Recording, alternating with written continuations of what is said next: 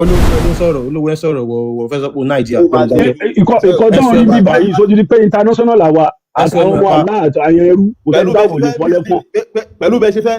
Àkànbí tọ́wọ̀n ìmọ̀ọ́nìlẹ̀ àwọn ṣàgáfà tó bá rọ̀wọ̀n báyìí wọ́n máa dọ̀bálẹ̀ ni. Wọ́n máa dọ̀bálẹ̀ ni o. Tí wọ́n bá ti bébì wọn bí pa bébì títì ẹ̀.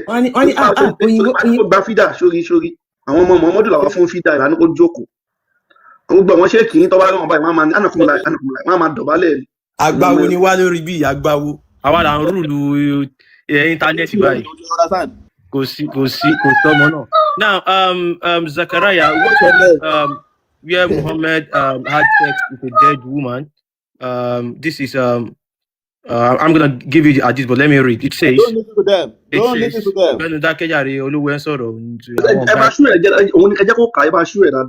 Okay, Zakariya, can you read it? Okay, I can't see it. Yeah, it's too small. It's too small. What about like this? Yeah, I can read it. MSBABA, can't you screenshot it and then put it up as a background? It might be easier, yeah. If you screenshot and put it up as a background. Guys, can we tap the screen, share the live, repost to your friends, your family member. This is a learning platform. We are here to debunk the lies of religion. What we've been told is not what it is exactly. So please share the live for us. It's really, really important. Tap the screen. Thank you. Adúpẹ́ fọ́lọ́run Elédùmarè o. Àgbàlagbà kan ló tún gba fídà ẹ̀. Ọmọ 19 years. Hey. So it's like a role play thing. Mama, I've met a lot of people like that. Yeah. Oh, maybe it's comforting for him. Yeah. I'm but yeah, ọmọ ẹbí tó fẹ́ hàn wá lẹ́kọ̀ọ́. Àti pé gbogbo ní ẹ̀mọ̀ nǹkan tó fà ọmọ ẹ̀gbọ́n ọmọ àbúrò wọ́n lè fẹ́ra àwọn nǹkan tó máa ń dálẹ̀ náà. Yeah, wow, a lot. Ní Pakistan, actually a lot of Zakariya, are you aware that Pakistan has a lot of high cousin marriages? You know that, right? Yeah.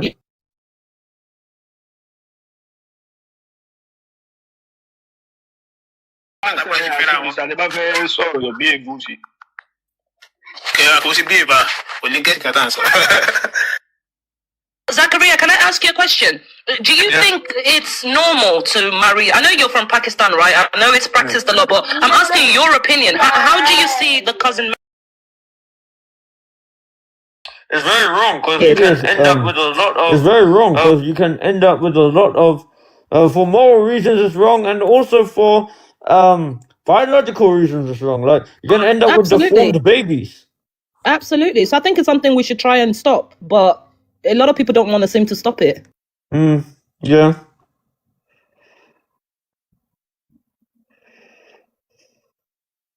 Kò tiẹ̀ kí n sinmi rárá ni kò yẹ kó ti sú látẹ̀ka kó tiẹ̀ yọlẹ̀. Now you can read it now. Kì í fi ó jábọ̀ gan bí ó lè. Oh yeah, now I can. Yeah. Yeah. Well.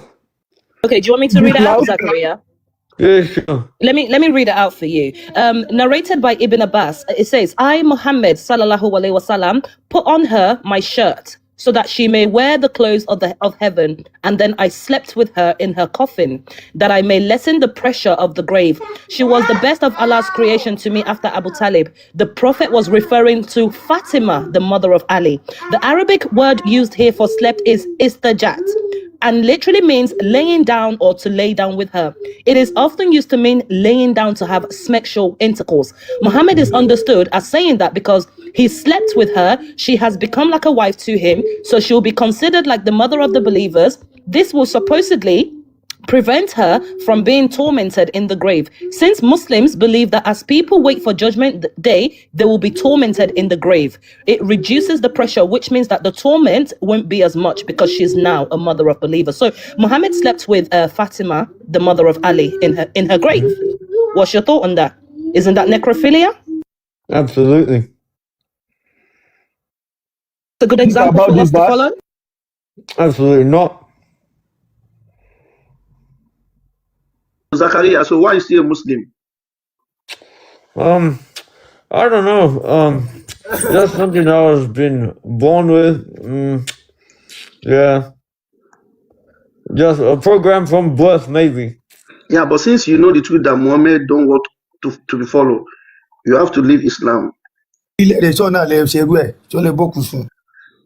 can live without religion, Zakariya. Yeah. Yeah, you know, sometimes in UK, to call yourself Islam, it gives some embarrassment. You know that? Yeah, true. Like people scared, they think maybe your aim is to do bad things for them. So I don't know, maybe you understand that. It depends where you go in London. Some places in London they're more tolerant, other places less tolerant.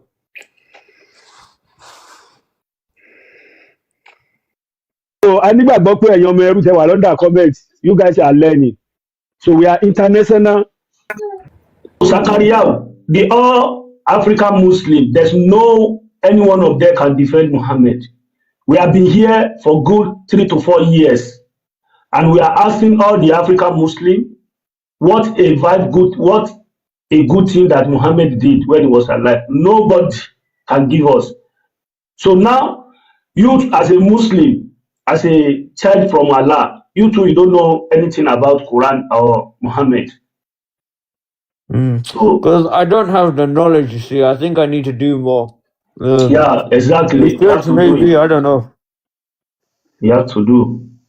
Because we are trying to know much about Muhammad. Because everybody is shouting Muhammad, Salah, you are Salah, this. Okay, what make this man deserve all this respect? That's why we are asking 5 good things about Muhammad's life. Close to 4 years now, Muhammad never do a good thing when he was alive. And we have a lot of bad things that Muhammad did when he was alive. In the Quran, in Hadith, so we can give you a lot of proof in your book. The Muslim to one be to Yoruba Muslim, we can't you know, it's a big shame. I'm a be evidence jáde, ẹ máa sọ pé kíní yẹn ò right. Àwa kọ́ la kọ́ now, ìwé yín dẹ̀ dáńkà. So gbogbo nǹkan tí Muhammadu ṣe ni ó wà lákọsílẹ̀. Ẹ̀yin fẹ́ sọ fún wa pé Muhammadu dá, àwa mú èdè ìjáde. Níbo lórí burúkú ni Muhammadu, ẹ̀yin sọ pé rárá kò rí bẹ́ẹ̀. So you just have to wake up. Ṣé kò séèyàn rẹ̀ ń lé yín tẹ̀lé fi ṣe mentor ni? Ló fi jẹ́ pé àfi kẹ́ ẹ lọ sí Saudi kẹ́ ẹ lọ mú èèyàn kan tó bókù sùn kẹ́ ẹ sọ pé ẹ fẹ́ fi ṣe mentor. Ẹ máa ro sense now. If you are a Muslim tó dẹ̀ jẹ́ ọmọ Yorùbá, tí ẹ look inward, àwọn family ẹ kan nídìílé yín mú wọn kó fi ṣe mentor. Ṣé bẹ́ẹ̀ náà ni ayé ogun wọn bàjẹ́ ni wọn rí nǹkan kan gbé ṣe ń lé yín? Ẹ wá ríyàn fi ṣe mentor, ó wá jẹ́ Muhammadu tó bókù sùn, Muhammadu tó gbàyàwó ọmọ ẹ̀, Muhammadu tó pààyàn. Ríyàn fi ṣe mentor nílẹ̀ Yorùbá rárá, ẹ ní láti fò lọ sí Saudi. Kò yẹ kẹ́ ẹ mọ̀ pọ́n parọ́ fún yín ni. Ṣé kò yẹ kẹ́ ẹ mọ̀ pọ́n parọ́ fún yín náà? Àkànbí. Ẹja fi Zakariya ẹja máa fi ṣètò lọ. So àwọn kan tí ò bá mọ̀ ẹjí ká máa kà á fún so that kó máa jẹ́ àwọn ọmọ ẹrú yìí lára. Ẹ ṣì máa kà á fún èmi ṣì tó continue pẹ̀lú Zakariya ẹ jẹ́ kí n sáré drop in so that ẹlòmíà lè ráyè wọlé ẹjọ́. Ẹ pé okay, ètò ni. Àkọ́kọ́ ṣe rí one thing máa ń fọ́nì sí mi nípa àwọn èèyàn wa. Ẹ wo Zakariya yìí nísìn báyìí, tá a bá fẹ́ tò ní hierarchy, ó sì súnmọ́ àwọn Lárúbáwá ju àwa aláwọ̀ dúdú lọ. But anything tẹ́ bá bí tí ò bá ní knowledge nípa sọ fún yín pé òun ò mọ̀. But àwọn títí wa, instead kí wọ́n sọ pé eléyìí tó bí mi mọ̀ o, wọ́n á dá sí rough ni. Àbí kán sọ pé o ti ń blaspheme, àbí bóyá o ti ń kọjá yìí, all those kind of things. Kíní yìí, èmi fi pé bóyá there is something more to it than just normal configuration from childhood tán ti ṣe fún wa. Because instinct to any normal person tó rí rẹ̀ ò tí dàrú, I think you should love your land, your family more. Now, nǹkan tí wọ́n gbé wá ìtàn dẹ̀ fi promise wa ní heaven and heart, I ti find out pé ó ń cause division láàrin wa ni. So yẹ kí èèyàn tó ṣẹ̀ máa jà kéèyàn tó see through the nose. Ẹ ti understand?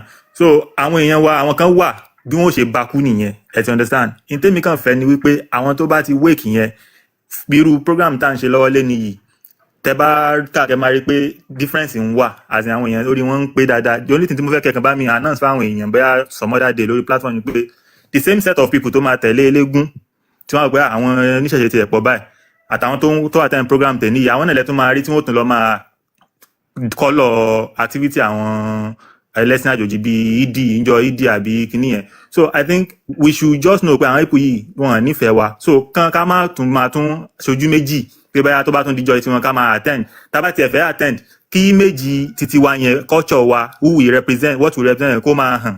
So that wọn fi ní máa rò wípé bóyá we are still with them or we are still with them. You understand? So nǹkan tí mo kàn fẹ́ sáré note nìyẹn. Thank you very much, brother. So otherwise, are you there? Active. Zakaria, he was just saying that he appreciates your honesty, because when we asked you questions, you were honest and you said you don't know. And I wish more Muslims would take by your example, because what they do is they come up here and they want to fight, they want to scream, they want to shout. If you don't know, just say you don't know. So we appreciate your honesty, Zakaria. That's all we were saying. Oh, Thank you. Do you want to know anything about Muhammad? I'm not sure. This is a tough one. We have everything. If you want to know, Okay. so we can. You want to share? You can share. MS, Abi, otherwise. MS, you are there. Yes. Okay, otherwise you can school this man a little bit. Okay, Zakaria, there's one hadith where the Prophet Muhammad said, anyone that changes their religion should be KILLED, unalived. Okay, I don't want to say the word because of TikTok. Can I ask, what is your opinion on that? Do you think it's fair for people to lose their lives because they no longer believe in Islam? Maybe they want to be a Buddhist or a Hindu or a Christian. Do you think that's a fair justice system to be unalived because you don't believe in Allah and Muhammad anymore? I'm not exactly sure, and I don't know the context in which he said that. Maybe The context is changing your religion, so that's the punishment. So it's under the Sharia law. It is very clear. It's called apostatizing. So when you apostate, you leave the religion, you are to be unalived. So the context is that you change your religion, you get unalived. Do you think Would you that's say that's in a country that has Islamic laws? Of course, you have to have Islamic laws. You won't do it without. But under Islamic law, do you think that's acceptable or fair enough? Well, no, I don't think that's acceptable. I don't think it's a bit extreme to lose your life because you don't believe anymore. Okay, so that's what we're worried about.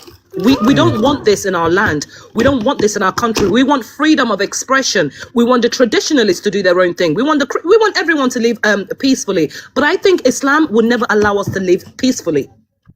Because there's so many barbaric 7th century rules that I don't think are applicable today. We're in 2025. Exactly. I believe that the religion would have to change in order to be applicable to the Western way of life. Islam doesn't change. That's the problem. It doesn't want to change. It wants to remain set in stones. I mean, over the last few years, there are a few Muslims, they've tried to reform Islam. They want to change it. They want to get rid of the slavery and all that stuff. But guess what? Even they were targeted and unalived. They said it was blasphemy because you're trying to make haram what Allah has made halal.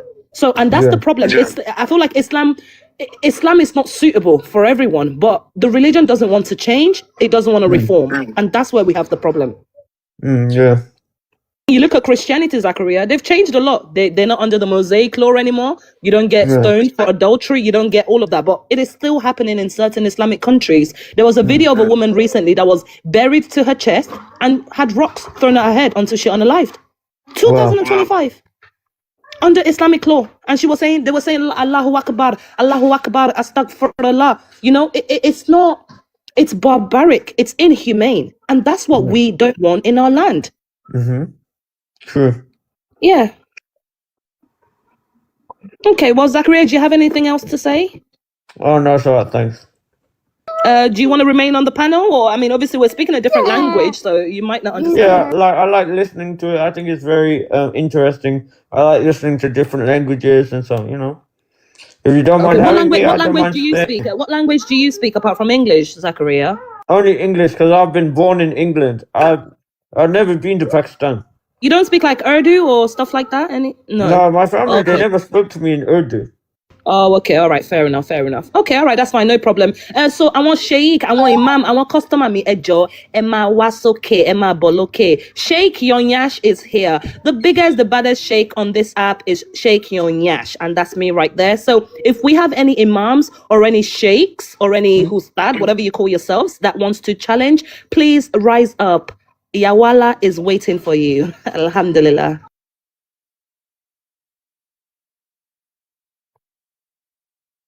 Okay, for now, we're going to treat a topic since no one is here for now. Or midday, anybody wants to speak before I proceed?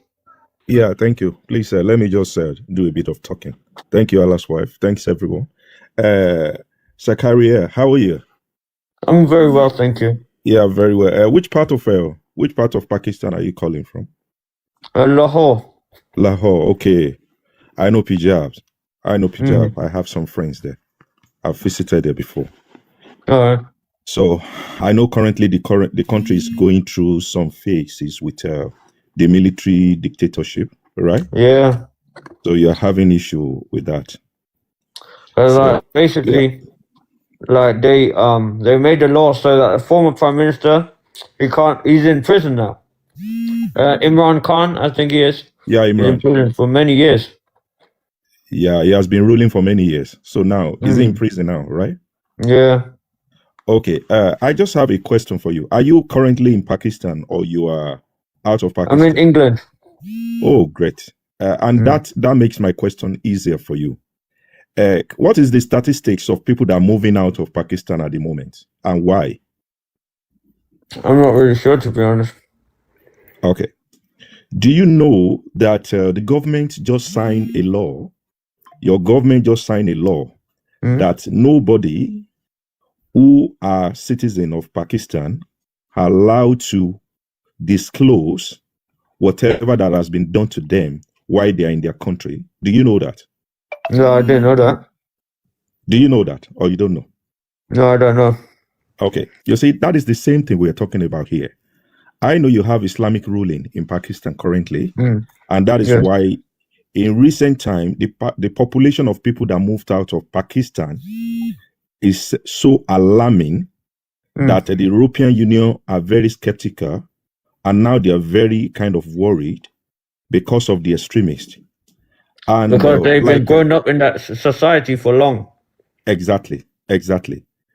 And if you look at the invasion of other, part of Islamic fanatics that are trying to take over the land, that is another part of the problem.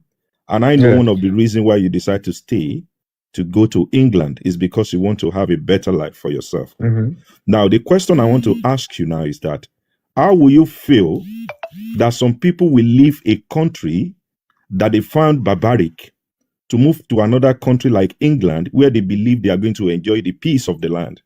And when they get to the land, they now start to demand for Sharia. What do you think about that? Yeah, I think maybe those people, they didn't feel the full effects of the Sharia law. So maybe because they didn't feel the full effects, they're misinformed they haven't had first-hand experience.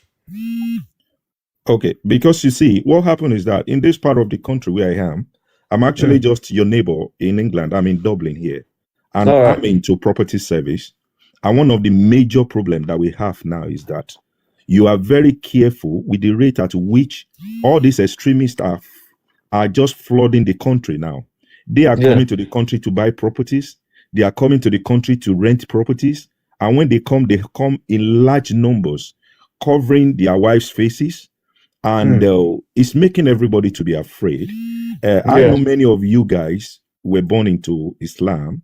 And you are not fanatics, most of you from Pakistan, if I should say.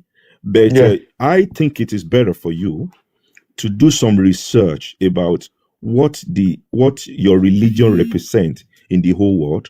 If you see everybody in the world are talking about Islam, Islam is causing a lot of damage in the world. Now in England, they are agitating to get Sharia. They are claiming that they want to practice Sharia in the land where everybody are allowed to practice what they like. Now they want to bring in Sharia law, and like my brothers and sisters have said to you earlier, in Nigeria, in Africa, just because a lot of people found Islam to be their source of income, that is where they earn their living from. They don't have job. So it's kind of like the reason for them joining isn't pure; it's for financial gain. Yeah. So you need to talk to your brothers that are back in your country to practice a liberal religion, not to be fanatics, because the world we are living now, nobody is ready to agree to their agitation. Nobody is going to bend the rules for anybody. We are all up. We are not ready to succumb to any of their ideologies. Do you get what I said? Yeah. So, but thank you for coming. I really appreciate your patience. And everybody, attention. It's good to engage you on this way. It's very good. And please, post jẹ́ káwọn èèyàn tún relay náà. Ẹ ṣé gan. Thank you so much. Thank you. Yeah. Okay, thank you, sir, Mr. Mide. Ekrole, sir. Brother mi, àwọn ọmọ mi ńkọ́ àti ìyàwó mi. Yeah, they are all fine. Thank you, thank you.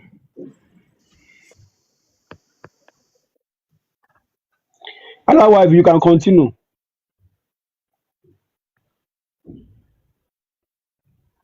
Olówó. Okay, I'm here. Sorry. Okay, so I want Sheikh, àwọn imam, ẹ wá sókè. Oluwaremilekun. Okay, ṣé Mùsùlùmí ni yín bàbá? Ẹ káalẹ́, Mùsùlùmí ni mí o. Okay. Ètò láyé. Àmì káàbọ̀. Ẹ káalẹ́ sà o, mo ti wà lórí ètò yìí yóò ti lé ní wákàtí kan. Ṣé àkọlé tẹ́tí wá ń bí? Bẹ́ẹ̀ni. Ẹ ti máa ń wá bí tẹ́lẹ̀. Mi ìwá bí tẹ́lẹ̀ ẹnìkan náà ló introduce mi. Okay. Ká tó sọ̀rọ̀, a ní àwọn protocol kan ní ibi. Ṣé mọ̀ pé wọ́n ní ìṣèlú nìdálù? Bẹ́ẹ̀ni. Oye. So orin tí wọ́n ń lùlù sí tán jóńbì kan, orin ọ̀fọ̀ ní bòmí o. So kí la fẹ́ fààrẹ ni pé níbí báyìí, gbogbo táwa máa ń sọ̀rọ̀ ẹ̀ níbí ni Allah. Kò sí tó kàn wá kì í dárúkọ Ọlọ́run. Ẹ máa gbọ́, mo ń bọ̀ tani. A kì í dárúkọ Ọlọ́run, a kì í dárúkọ Yahweh, a kì í dárúkọ Gọ́ọ̀dù. Allah, òun náà ni Allah níbí. So ẹlẹ́ẹ̀kejì, òun ni kí gbogbo tó ṣe é ṣe pẹ̀lú ilẹ̀ Yorùbá, àwọn mẹ́nu lọ́bẹ̀ níbí. So Hadisu, Quran, là ń yẹ̀wò ìtàn, gbogbo nǹkan nábì, everything. Ṣé mọ̀ pé Islam ti gbalẹ̀ nílùú wa gan? Oye, so in tó dẹ̀ dá ni pé gbogbo tí ìjọ tí òbí bá mọ̀ pé òun bímọ rẹ̀, òun náà ni kọ́ mọ́ sọ fún bí ẹ pé màámi, ìyá dáàdì mi ń tẹ̀ ń ṣe rè. Kán dẹ̀ wo kinní náà kò jẹ́ bẹ́ẹ̀ náà. So kinní yìí là ń yẹ̀wò. So a máa wá bí fẹ́ yan afá náà kẹ́ tó bá wa wò kájọ wò ó. So àkọ́kọ́ ń bẹ̀ ni pé bàbá mi, ǹjẹ́ lè tiẹ̀ sọ bíi márùn-ún àbí bíi márùn-ún náà ti dá ṣẹmọ púpọ̀ bíi márùn-ún nínú wà nábì. Ìwà nábì sallallahu alaihi wasallam, ìwà nábì tó wù pẹ̀lú evidence, ìwà dáadáa tó wù nígbèsí ayé tó wù nígbà tó wà ní ayé, márùn péré ẹ kàn fún wa kẹ́ tó fi kọ́ wa lẹ́kọ̀ọ́ ká tó bẹ̀rẹ̀ kẹ́ kàn fi ìyẹn jùlẹ̀ náà pẹ̀lú evidence ká tó mọ bòmí ìta máa lọ sà. Ẹ ṣeun, mo dúpẹ́, mo kí gbogbo ilé. Tọ̀ gẹ́gẹ́ bí ọmọ Yorùbá àtàtà, orúkọ tèmi ni Yusuf Oluwaremilekun Bello.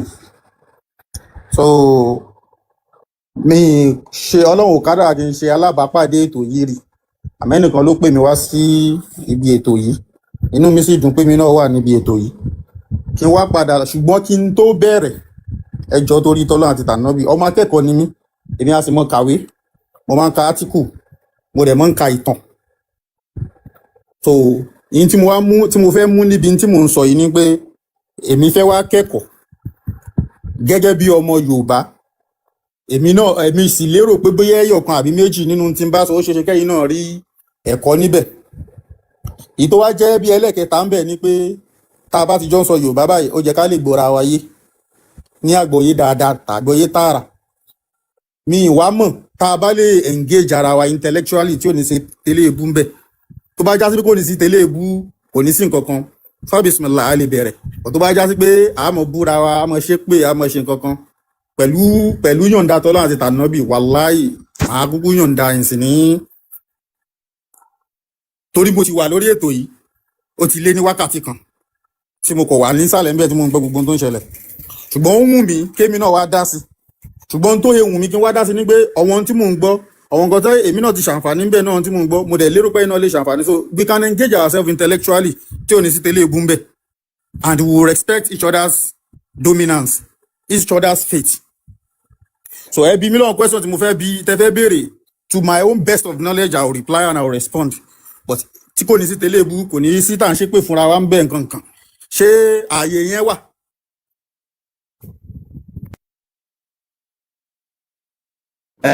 Bàbá wa ẹ ṣeun, a rí ọmọlúàbí lára yín, ṣùgbọ́n tó kàn dùn mí ni pé gẹ́gẹ́ bí ọmọ Yorùbá orúkọ mi a máa jẹ́ Yusuf. Ẹni kọ́kọ́ pa mí náà pé Yorùbá Yusuf, but àdúgbò fẹlẹ dùn àárẹ. Now ọ̀rọ̀ yín yé wa dáadáa, ṣẹ́rí tẹ́ bá rí wa tá à ń jà, tá à ń ṣègbà, tá à ń ṣàwò, a jẹ́ pé aláìlẹ́kọ̀ọ́ kan ti gòkè nìyẹn.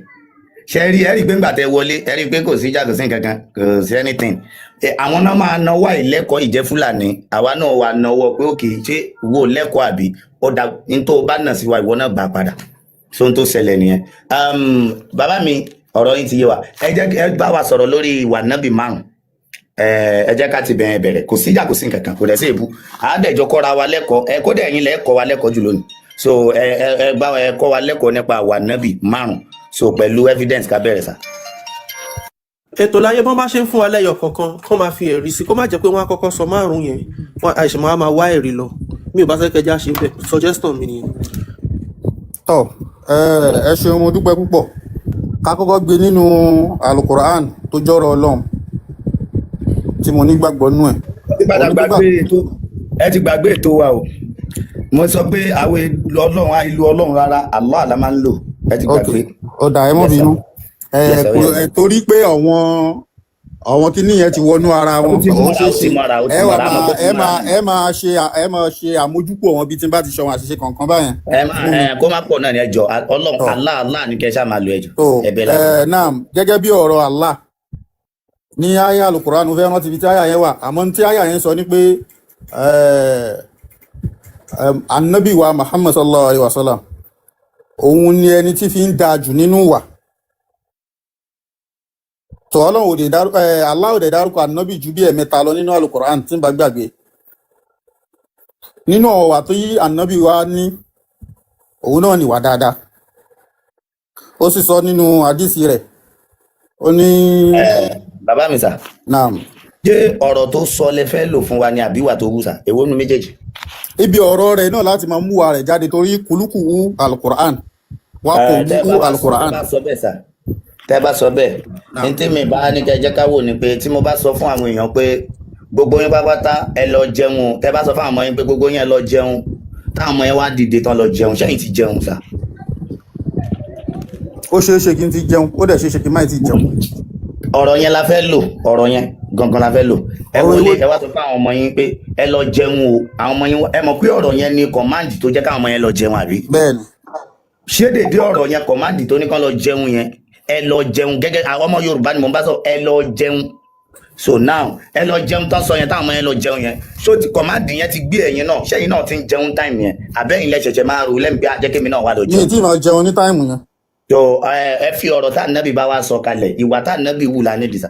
Ọ̀dà ìwà tá ànábì wù òun náà ni pé ó hùwà dáadáa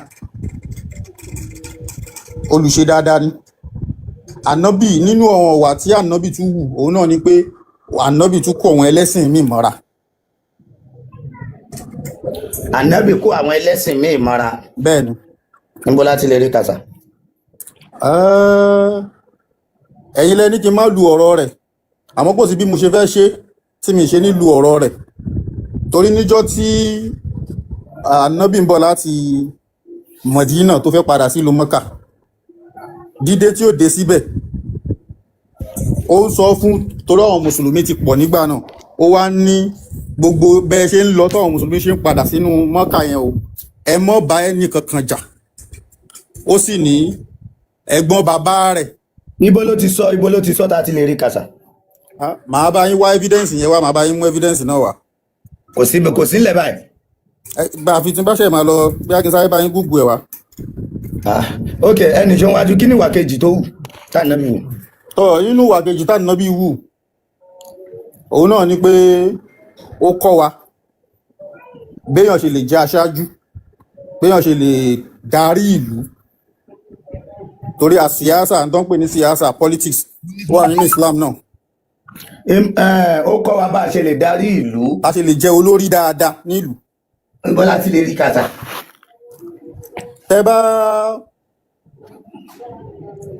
Tẹ́ bá wo online náà ẹ tún ṣe eré òun náà ń bẹ. Ìyẹn náà ò sí lọ́wọ́ yín ní pàtó. Actually tó bá já sí pé gbogbo ọrú àwọn nǹkan báyìí maybe ìbá ti wá sí tòsí. Bàbá mi kí lẹ́lẹ́kẹta sà. Nínú ìwà ẹlẹ́ẹ̀kẹta tànàbì tún ní òun náà ni pé ó kọ́ wa béèyàn ṣe ń jẹun àtàwọn ibi téèyàn ti lè jẹun àti ibi téèyàn ti lè jẹun. Béèyàn ṣe ń jẹun. Bẹ́ẹ̀ni. Àti àwọn ibi téèyàn ti lè jẹun. Bẹ́ẹ̀ni.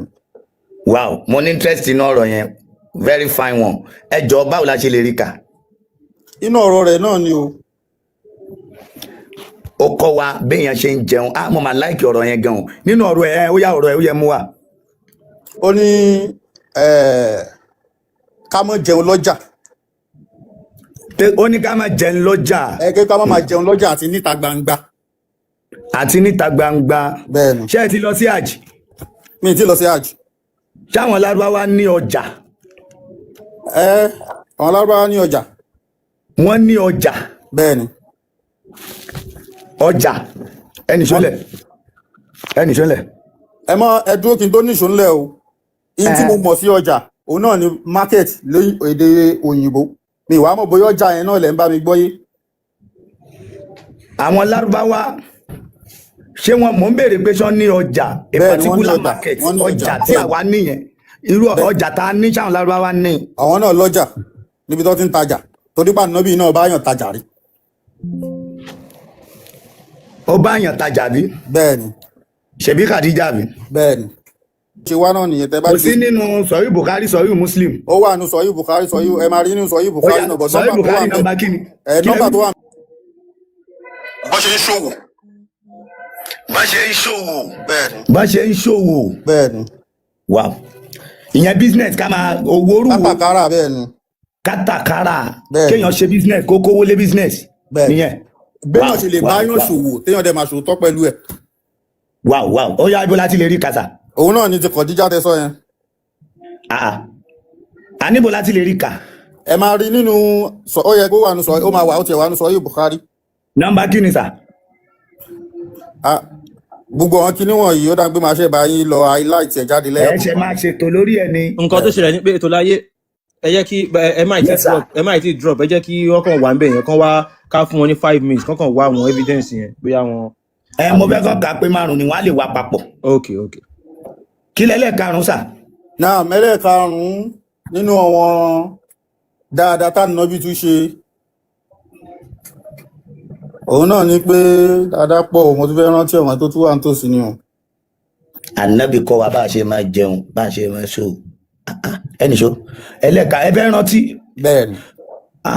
Mo dẹ̀ rò pé ó máa pọ̀ nílẹ̀ gan kẹ́pìtẹ́ máa wá kiri. Bẹ́ẹ̀ni àmọ́ èèyàn ó ṣẹ̀ṣà àwọn nǹkan tó ń bá wọn. Ẹ̀ṣà ni àbí ẹ̀wà nọ́mà ẹ̀wà náà ẹ̀ máa ṣà ní ètò ni. Ṣùgbọ́n kí n tó mẹ́yọ̀ kan tó kù ẹ jẹ́ ká sì máa bí ètò lọ́nà ní tó bá tún kàn. Ok ẹ máa ṣẹ̀ṣẹ̀ ṣètò lórí ẹ̀ ní lórí ẹyọ kan tó kù. Ìbéèrè kan mo mà dẹ̀ fẹ́ béèrè ẹ má bá wa wá àwọn àdìsí yẹn o. Ìbéèrè kan mo fẹ́ béèrè ẹ má bínú sá. Kí Islam tó dé. Ẹ ní sùúrù ká tó máa bẹ́ ètò lọ o. Ẹ ní kí n má lu ọ̀rọ̀ rẹ̀. Ibo lẹ ti fẹ́ kí n mú àwọn ẹ̀rí yẹn wá ní pàtó. Inú ẹ̀ náà ni ẹ máa mú wá báyìí ẹ máa mú wá ẹ ti bó ti fún yìí. Nínú ọ̀rọ̀ rẹ̀ àbí? Ọ̀dà tó bá já sí pé bẹ́ẹ̀ ni ẹ rí. Ètò láyé ẹ ní sùúrù ẹ má bínú. Humanity mọ̀ bọ̀. Ó yá mo gbọ́ yín. Ok afa ẹ jẹ́ ká ṣe example sir.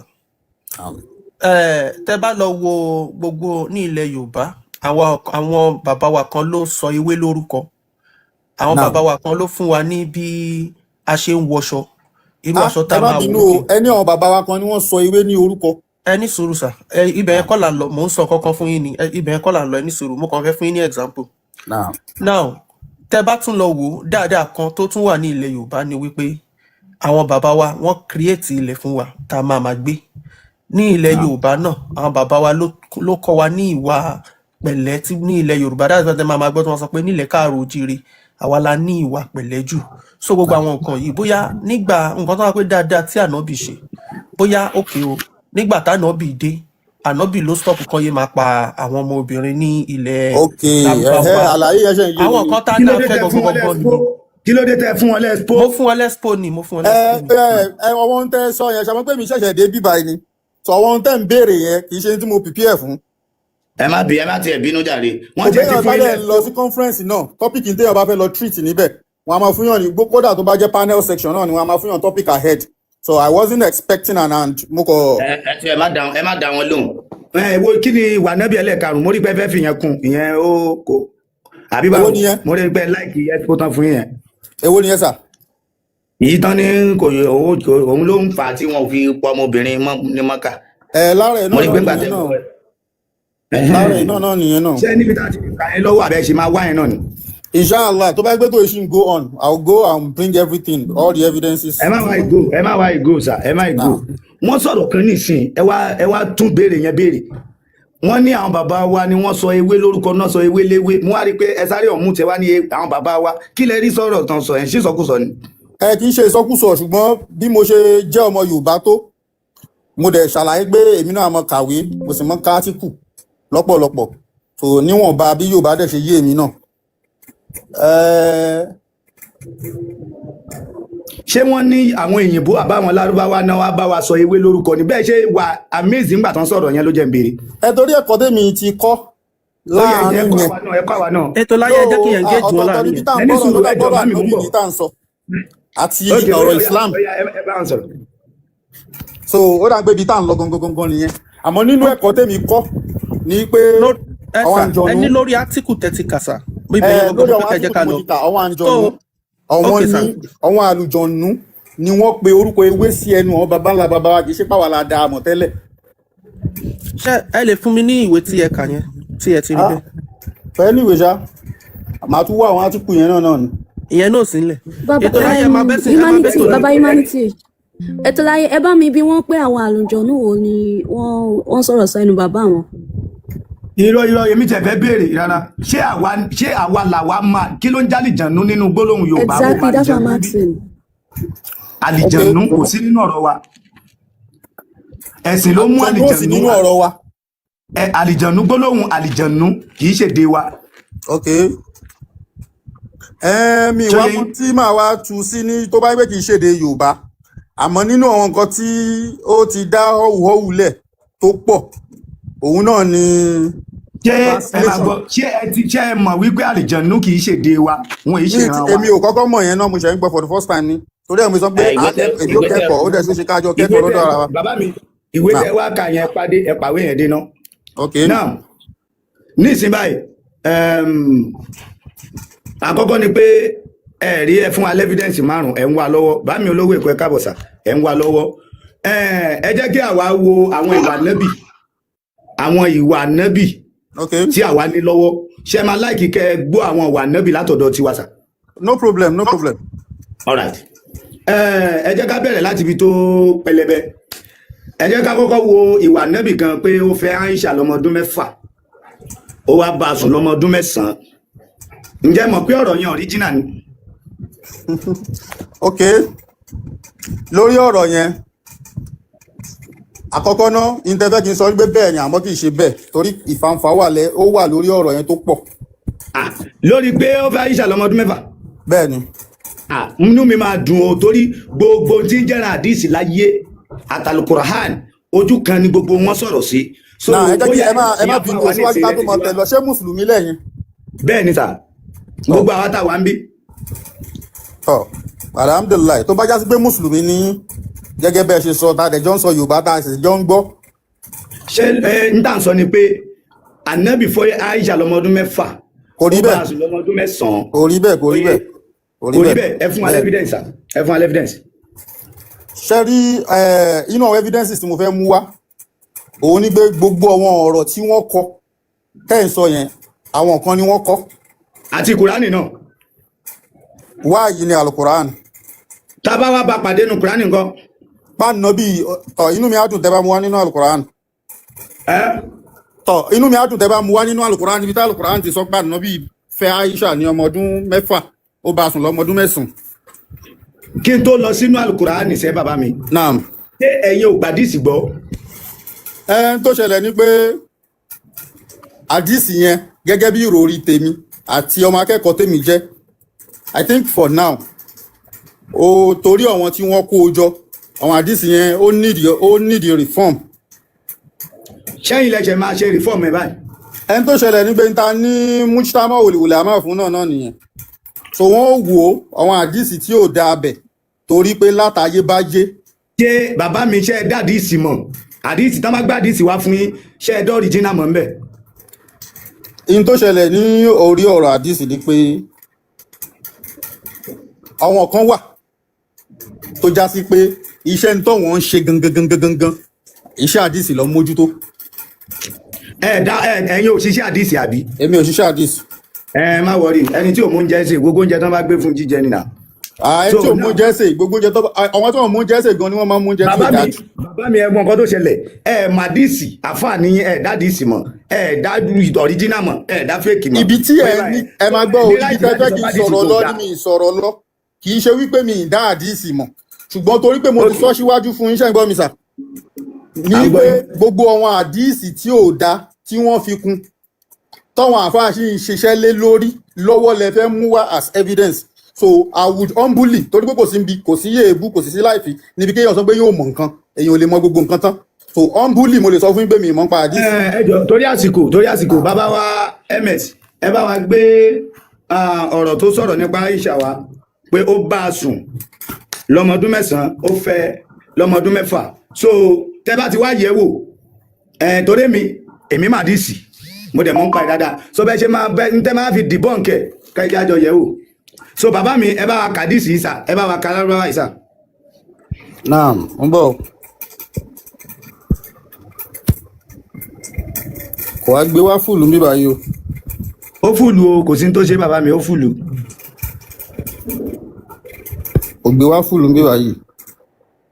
ó fùlù ẹjọ gbogbo iléeṣẹ́ rí àdìsí ipò fùlù. àwa rí dáadáa a rí látọ̀dọ̀ ms. ẹ mọ dáadáa kan tí mi bá ní kẹ́ ṣe fún bí akẹ́ send directly sínú inbox mi. We can see it. A lè rí everybody ń rí now. Alpha gbogbo wa rí ń bíbá yìí náà. òun rè níbi tó fẹ́ ilẹ̀ máa wò. ibẹ̀ náà ni mo wò. but ibi tó ti bẹ̀rẹ̀ tẹ́mi ń rí yìí ó yẹ kí n kọ́kọ́ bẹ̀rẹ̀ ń bẹ̀ because àdásà náà ló bẹ̀rẹ̀ rẹ̀ ń bíbá yìí mo dẹ̀ fẹ́ zoom ẹ̀ kó lè ṣe zoom. àdásà náà clever photographer Adó Èkìtì ó clear bàjẹ́. àdásà náà ló máa ń bẹ̀rẹ̀ àdìsí bàbá mi kí ló máa ń bẹ̀rẹ̀ àdìsí sà. nígbà míì wọ́n á kọ́kọ́ sọ ibi tádìsí yẹn ti ń bọ̀. káì. ìsáyédà kó jẹ́ an abi kìíní kan. bàbá mi àdásà mọ̀kọ́mà rírí lẹ̀ ń sọ yẹn. ó ṣe mọ̀kọ́mà rírí kan àdìsí ni. àdásà náà lélẹ́yìí ti bẹ̀rẹ̀ kàákà gbọ́ bàbá mi. àdásà náà mọ Allah. kọ́ ẹ pé fún wọn kọ́ lọ kà á fúnra wọn kọ́ bóyá kọ́ gbé jáde lọ́dọ̀ wọn tàbí kọ́ gbé jáde. nǹkan tó fẹ́ gangan ni ẹ̀jìn lè ráyè zoom ẹ̀ ó kéré mi báyìí. sọyí Al-Bukhari 5134 ó yẹ sáàṣẹkẹ gbé jáde lọ́dọ̀ yín. ọ̀dà ẹ ṣeun.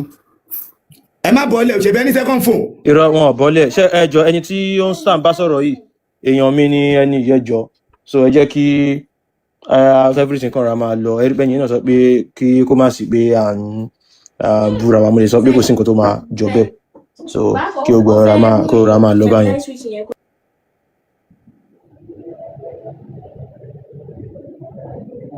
hello. ó yá sà à ń gbọ́ yín. na àdìsí sílẹ̀ pé. Sahih Al-Bukhari 5134. 500 and àbí 5134. bẹ́ẹ̀ni 5134. bàbá ms wọ́n ti ní kó máa lọ́mẹ̀lọ́mẹ̀lọ lóní gentle so bàbá wa àwọn àdìsí àwọn ìwà nẹ́bì tán fún àwọn evidence ẹ̀ so àwa náà wá fẹ́ wo àwọn ìwà nẹ́bì kan tá a nílẹ̀ torí ṣe mọ̀ pé Muhammad yìí náà ni ó kọ́kọ́ sọ̀rọ̀ Islam òun náà la máa kọ́kọ́ wò ká tó wo Kùránì anything.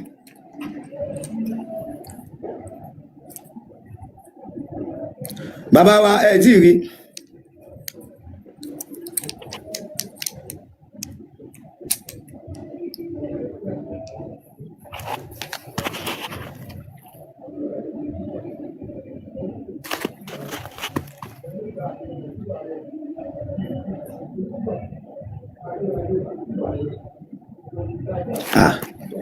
wọn ò rí o tẹ́ ẹ bá rí ẹ wá kà bẹ́ẹ̀ tẹ́ ẹ bá rí ẹ jọ torí time.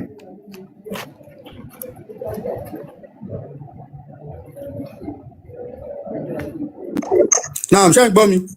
ó yà ń gbọ́ yín sà. eléyìí tẹ send sí báyìí ẹ jọ ẹ bá mi forward ẹ sí DM mi kí n lè wo lórí TikTok mi báyìí mi ì tí ì rí. ẹ bá wa wo ní ìṣẹ̀bẹ̀ rí àdásà náà lẹ́ẹ̀kan. bẹ́ẹ̀ ni kò clear. ẹ kó máa kà lọ bẹ́ẹ̀ kò clear. àdásà náà mahalla bun asadin àdásà náà mi ì rí ọ̀nkan tó kọ síbẹ̀ dáadáa ní tó ń ṣẹlẹ̀ gangan nìyẹn kò clear. ẹ ṣe pépọ̀ kan fún tẹ bá lè bá mi send ẹ sí DM mi màá check ẹ màá. ṣe lè kanglish sà. bẹ́ẹ̀ ni. ó dàbí tí mò ń sọ yẹn ò yé yín dáadáa àti English tó kọ sókè àti tìsàlẹ̀ yẹn náà kò clear ní tí mò ń sọ àti kakọ́ ní problem. because òun náà la máa ń lò ní ok ṣé kí n máa ká fún yín kẹ́ máa tún gbà yẹn. ó dáa. Oya hadasana Ma'alla bun Asad. Naam. Ó yẹ tú ṣé kí n máa ká lọ ni. Ẹ máa ká lọ mo fẹ́ gbọ́ tán. Hadasana Ma'alla bun Asadin. Hadasana Wuhaybun an Hisham bun Urwa an Abihi an Aisha anna Nabiyallah sallallahu alaihi wasallam tazawwajaha wa hiya bintu tisinina wa bana biha wa hiya bintu 9 sinina bun Hisham wa anaitu annaha kanat inda 9 sinina. So in tó wà ńbẹ̀ nìyẹn sà. Ṣé ẹ máa tú fún wa bẹ́ẹ̀ yẹn sà bí kí n. Náà gbogbo àdásà náà tó ń sọ síwájú yẹn wọ́n sọ bí ó ṣe ṣẹlẹ̀ ṣùgbọ́n tí mo gbọ́yé nínú àdìs tẹ́ mú wáyé. Sọ yíwù ta ló gbà wá. Kíní ló gbà wá bun Hisham. Tọ́ interdis yẹn ń sọ ní pé Ànábì ó tàzáwájà ó fẹ́ Aisha ní ọmọ ọdún 6. Ó wá bá a sùn ní ọmọ ọdún 9 gẹ́gẹ́ bí ẹ ṣe sọ síwájú. Ṣé ẹ̀yin wá ní àdíìsì kan tó dìbọ́ǹkì tí Ibn Hisham gbà wá ẹ̀? Àkọ́kọ́ náà nínú gẹ́gẹ́ bí mo ṣe sọ fún yín ní àkọ́kọ́ ẹ má bínú o gbogbo àjọ fẹ́ kẹ́kọ̀ọ́ ni o. Ta ni Ibn Hisham tó gbọ́dọ̀ àgbẹ̀ sọ pé mùsùlùmí ni? Ibn Hisham jẹ́ ìkànnù àwọn sàhábà tó gba nábì lálejò ní Madina. Oye so nínú àwọn al-Ansọ́rù ní Ibn Hisham wà tó dẹ̀ jẹ́ pé àádìlù ni onídéédé ni olóòótọ́ ni kì í ṣe èèyàn kan tí ó jẹ́ alágàbàgebè torí pé ìjẹ́ kèfèrí kọ́ ló ìjẹ́ mùnáfìkí kọ́ ló wá fi gbà Islam. So Ibn Hisham nínú àwọn tó bá Muhammad jagun dáadáa ni ojú ogun ni wọ́n dẹ̀ pa sí. Naam wọ́n wá ní àdìsí yẹn pé Bukhari sọ híhù àdìsí náà. Bẹ́ẹ̀ni. Naam àkọ́kọ́ nínú ọ̀rọ̀ ní pé nínú àwọn àdìsí tí mo sọ pé ó nídìí àtúnṣe lélẹ̀ torí pé. Èwo lẹ máa fi túnṣe àdìsí wo lẹ fẹ́ fi túnṣe. Torí pé kò rí bẹ́ẹ̀. Ó yẹ mú ìtorí bẹ́ẹ̀ wà náà. Bí èwo sà. Tẹ́ bá fẹ́ sọ pé kinní kan ò rí bẹ́ẹ̀. Ẹ wá mú ọ̀rọ̀ míì torí bẹ́ẹ̀ wá tó jọ́ original tó máa ṣẹ́rí àkọ́kọ́ ẹ jẹ́ kí n sọ kinní kan fún yín kẹ́ ẹ tó pe kinní kan ní fake ó lọ original kò sí tẹ́ bá rí fake ẹ̀ tí ò ní lọ original tẹ́ bá fẹ́ pe léyìí ní fake ẹ mọ́ original ẹ̀ wá. Ṣẹ́rí bí then drive ọ̀rọ̀ sí mo understand yín but ẹ bá jẹ́ mùsùlùmí gẹ́gẹ́ bẹ́ẹ̀ sọ pé jẹ́ mùsùlùmí nǹkan tí mo fẹ́ kájọ gbọ́yé níbi àdìsí yẹn ni pé wọ́n pe tírà kan ní àlèfíráàkù fìlìfíráàkì. Ohun dà. Mo bóyá ti gbọ́ nípa tírà náà rí. Tírà yẹn dà ẹgbẹ́ wa ká jọ máa rí ẹgbẹ́ fún yín sí fídíò kínní ẹgbẹ́ tírà yẹn jáde ká máa kà báyìí. Mo ń bọ̀ o. Oya ẹ bá gbé wọn sí big screen. Àdìsí tẹ́ ń sọ yìí. Ètò láyé ká ẹ béèrè pé ṣé èyí tán fẹ́ gbé wá yẹn ṣé ó precede eléyìí tẹ́ ẹ kà yìí àbí olóògbé. Ẹ jẹ́ kí kán gbé dé àdìsí tó fẹ́ sọ fún wa pé wọn gbogbo mùtáfàkù nínú ayé tábàtì ẹ̀ máa rọ́dà àdìsí kì í ṣe pé fáyín ṣàlọ́mọdún 6 gbogbo ayé àti Málíkì àtàǹbàlì àti gbogbo àwọn ìmáàmù náà gbà gbogbo àwọn alòlè àdìsí náà gbà àdìsí náà fẹ́ gbé wá pé fáyín ṣàlọ́mọdún 6 yẹn mo ní interest inú ẹ̀ kódà kójó òun nìkan la treat lónìí mo wà èmi wà òkè.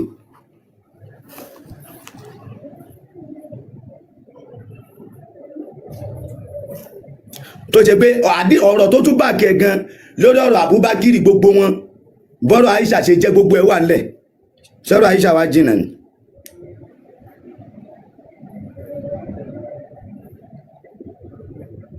a ti sọ fún yín pé bíbá ilé kéwú ni bíi tẹ́ bá ti ń bọ̀ gbogbo evidence gbogbo nǹkan gbogbo tíra tẹ́ bá nílé ẹ rí i pé ó wà wájú yín báyìí ẹ máa gbé gbogbo ẹ̀ jáde ni. Bàbá mi kẹ́kàn tẹ fídíò kìíní ló kù ẹ kẹ́kàn tẹ fídíò. Ẹni yẹn ò ní pé kò lè tán kìíní kò ní up to 1000. Kí wọ́n ṣẹ̀fọ́n láwọn ní tíra kan tí kìíní tó tíra yẹn kan járe Ẹ káalẹ́. Bàbá ńlá ẹ káalẹ́ o. Ẹ káàtàrọ̀ sá o. Ṣé ẹ̀yin mo rí pé ṣẹ́yìn lọ́ọ̀rì jìnnà díìsì tí à ń sọ̀rọ̀ ẹ̀? Program tẹ́ ẹ̀ ń bá lọ yìí. Ẹ mọ fọ́sẹ̀ ní wọ́n kọ́ program lílé yìí o. Àmọ́ ẹ máa bá program yẹn. Àfáà tó ń sọ̀rọ̀ lọ́wọ́ yẹn mo interest náà tó ń sọ. Àfáà Yusuf yẹn. Ẹ ká máa bá program yẹn lọ́nà kí tó sọ̀rọ̀ sá. Ṣé bá àfáà lẹ́yìn sà? Àfáà ni mi tó dájú. Ok. Ṣé ẹ ti gbọ́ rí wípé Aisha ọdún mélòó ni Ànábì fi Aisha sà? Gbogbo àfáà tó ń sọ̀rọ̀ lọ́wọ́ ẹ tó máa bọ́rọ̀ wọn lọ. Mi ì takùn ẹ tó máa bọ́rọ̀ wọn lọ sà. Bàbá wa Oluwaremilekun ó yà ń gbọ́ yín ẹ ti dé padà sà.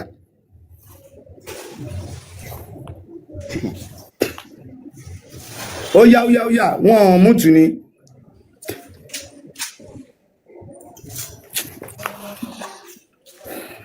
Ó dàbí pé àbá yẹn ṣì busy bàbá ńlá. Ṣé ẹ̀yin ní àwọn ìwà nẹ́bì márùn tẹ̀lé fún wa tí ànẹ́bì wù ń gbèsè nígbà ayé ìwà dáadáa márùn tí ànẹ́bì wù? Ṣé ń gbọ́ mi sà? À ń gbọ́ yín sà. Náà mo ń gbọ́ nígbà tí mo minimize kíní láti lọ wá tíra yẹn jáde. Ẹ ní àdìsí tí n bá fẹ́ mú àdìsí kan ni mo fẹ́ mú wá o. Tíra kan ni mo fẹ́ sọ̀rọ̀ nípa ẹ̀ tó sọ̀rọ̀ nípa àwọn àdìsí. Tíra wo ta ló kọ? So tíra yẹn orúkọ tíra yẹn ni àlìfíà. Ẹni sùúrù ẹ kọ́kọ́ ní sùúrù náà. Kí ni tá a máa fi dájọ́ nínú Islam? A máa ń lo alukur'an fi dájọ́. Àkọ́kọ́ nìyẹn. Kí lẹ́lẹ́kejì? Tí kò bá wá yé wa, a wà wá àdìsá nọ́bì. Ẹ máa gbọ́ tí kí ló tẹ̀lé? Lẹ́yìn Kùránì nǹkan. A wà wá àdìsá nọ́bì. Ó di méjì. Kí lẹ́lẹ́kẹta sà? A lo ráàyè tí kò bá sí nínú alukur'an tí kò dẹ̀ sí nínú. Kò ìkan ráàyè. A lo aqwalul ulama. Rádà ẹ má bínú. Kò ìkan yẹn gan. Èyí tó kọ́kọ́ kàn lẹ́yìn àdìsí. Òun náà ni bí ká sọ pé àkọlákulẹ̀ sàhábà. Àwọn wa sàhábà tí wọ́n wù tó jọ àwọn náà a lè rí fún àwọn náà sí àwọn ulama. Ẹ wá ní sùúrù nígbà tá a wá ń sọ̀rọ̀ ànábì àti ìyàwó ẹ̀ táwa láàfáà tó kọ tírà tẹ́ fẹ́ gbé wá yẹn ẹ dárúkọ àfáà náà ká gbọ́ ṣé sàhábà ni. Ẹ má bínú ọ̀rọ̀ intern discuss ń bíbá yìí mi ìfẹ́ ká take it too personal. Àní tírà tẹ́ fẹ́ mú wa no ẹ mọ iye èèyàn tó ẹ mọ iye àfáà tó ń wò wá ni àgbáyé náà ti ń wò wá ṣé tó alhamdulillah 500 ń bíbá gbogbo ayé náà ti ń wò wá bá ṣe ń sọ̀rọ̀ yìí. Nígbà fẹ́ fàyọ ni pé we need to say the fact báyìí bó tilẹ̀ ń kórìí a máa sọ fact. Tàbá fẹ́ sọ fact yẹn ṣẹ́ni tàbá fẹ́ sọ fact yẹn let us leave ọ̀wọ́n tá a ti believe lé lórí tá a ti lérò pé mọ̀bù ní yù ni kò ṣe é yí padà ṣebí àdìsí mo fún yín sí àdìsí mo wá fún yín tẹ wá ní kò rí bẹ́ẹ̀ ẹ wá fún mi ní àdìsí àbí Quran tó lè dìbọ́ǹkì ọ̀rọ̀ yẹn ẹ wá láàfáà kan sọ̀rọ̀ àáfáà wo làáfáà yẹn àlàáfáà yẹn jágọ́gọ́ máa fáà yẹn. yín tí mo wá fẹ́ di ẹ̀yin nísìnyí pé ṣé gbogbo àdìsí pátá ní sọ yìí. ṣẹ́rí mi bá yín sọ̀rọ̀ gbogbo àdìsí ní sọ yìí àbí kíní kan fún yín báyìí pọ́ìntì ibi tá a ṣì wà yìí ẹ láàtìrà àfáà kan lè fẹ́ gbé wa mo wá níta làáfáà yẹn ẹ kọ́kọ́ júwe àfáà yẹn ká mọ stand ẹ̀ ká tó ka tìrà ẹ̀. Ẹ̀ẹ̀kan náà àfáà ẹ̀sìn náà ni kí lorúkọ náà ṣòye tó ṣe tàfákùr lórí ọ̀rọ̀ àdìsí. Kí lorúkọ ẹ̀? Mi ìfẹ́ dárúkọ kan torí pé gbogbo ọ̀rọ̀ tó wà ń bíbá yín sí yìí ọ̀rọ̀ with evidence ní orúkọ tíra ẹni mímọ̀ bọ̀ mi tí ìrántí orúkọ àfáà tó kọ tíra. Mi sọ pé mi fẹ́ dárúkọ ẹ̀ mi ìrántí orúkọ àfáà tó kọ tíra ìtòrò tíra tó ti pẹ́ ni. Ṣebí tíra ẹni sùúrù tíra tẹ gbé dání bẹ̀ yẹn ẹwọ ẹyin ẹwọ pálí ẹ̀yìn àfáà tó kọ wà mí. Ó ṣe mi ìgbé tíra tó dání níbi tí mo ti ń bá yín sọ̀rọ̀ ń bíbá yìí. Kí wá lẹ fẹ́ fún wa as evidence? In tí mo fẹ́ mú wá fún yín as evidence now is that kì í ṣe gbogbo ahadith ló jẹ́ sọ̀híhù. In tí mo fẹ́ mú wá fún yín as evidence for now nìyẹn. Ó dàbí pọ́rọ̀ yóò yé yín bàbá mi. Àníṣe ọ̀rọ̀ tẹ́ fẹ́ sọ fún wa. Ó yá èmi ó sọ fún yín personally pé tí kò bá sí nínú Al-Qur'an. Ẹni sùúrù. Àdìsí àbí ọ̀rọ̀ Kùránì tó fẹ́ sọ fún wa pé ànábì òfin Aisha lọ́mọdún 6 òun la ní ìdí báyìí. In tí mo wá in tẹ́mi sọ fún yín pé kì í ṣe dandan ni kó jẹ́ àdìsí. Ọ̀rọ̀ tẹ́ sọ yìí sì kò sí nínú Al-Qur'an àdìsí lẹ mú wá. Sọ́gbà tí ó bá ti sí nínú Al-Qur'an nìyẹn tó bá ti takò ń tọ́lọ̀ fi ròyìn ànábì nínú ìdájọ́ ẹ̀sìn nìyẹn anything tó bá ti wá nípa ànábì tó bá ti takò. Tó wà nínú Kùránì pé ká máa kírun wákàtí 5. Ó wà nínú Al-Qur'an pé ká kírun ànábì ló ṣẹ̀ṣẹ̀ ṣàlàyé rẹ̀.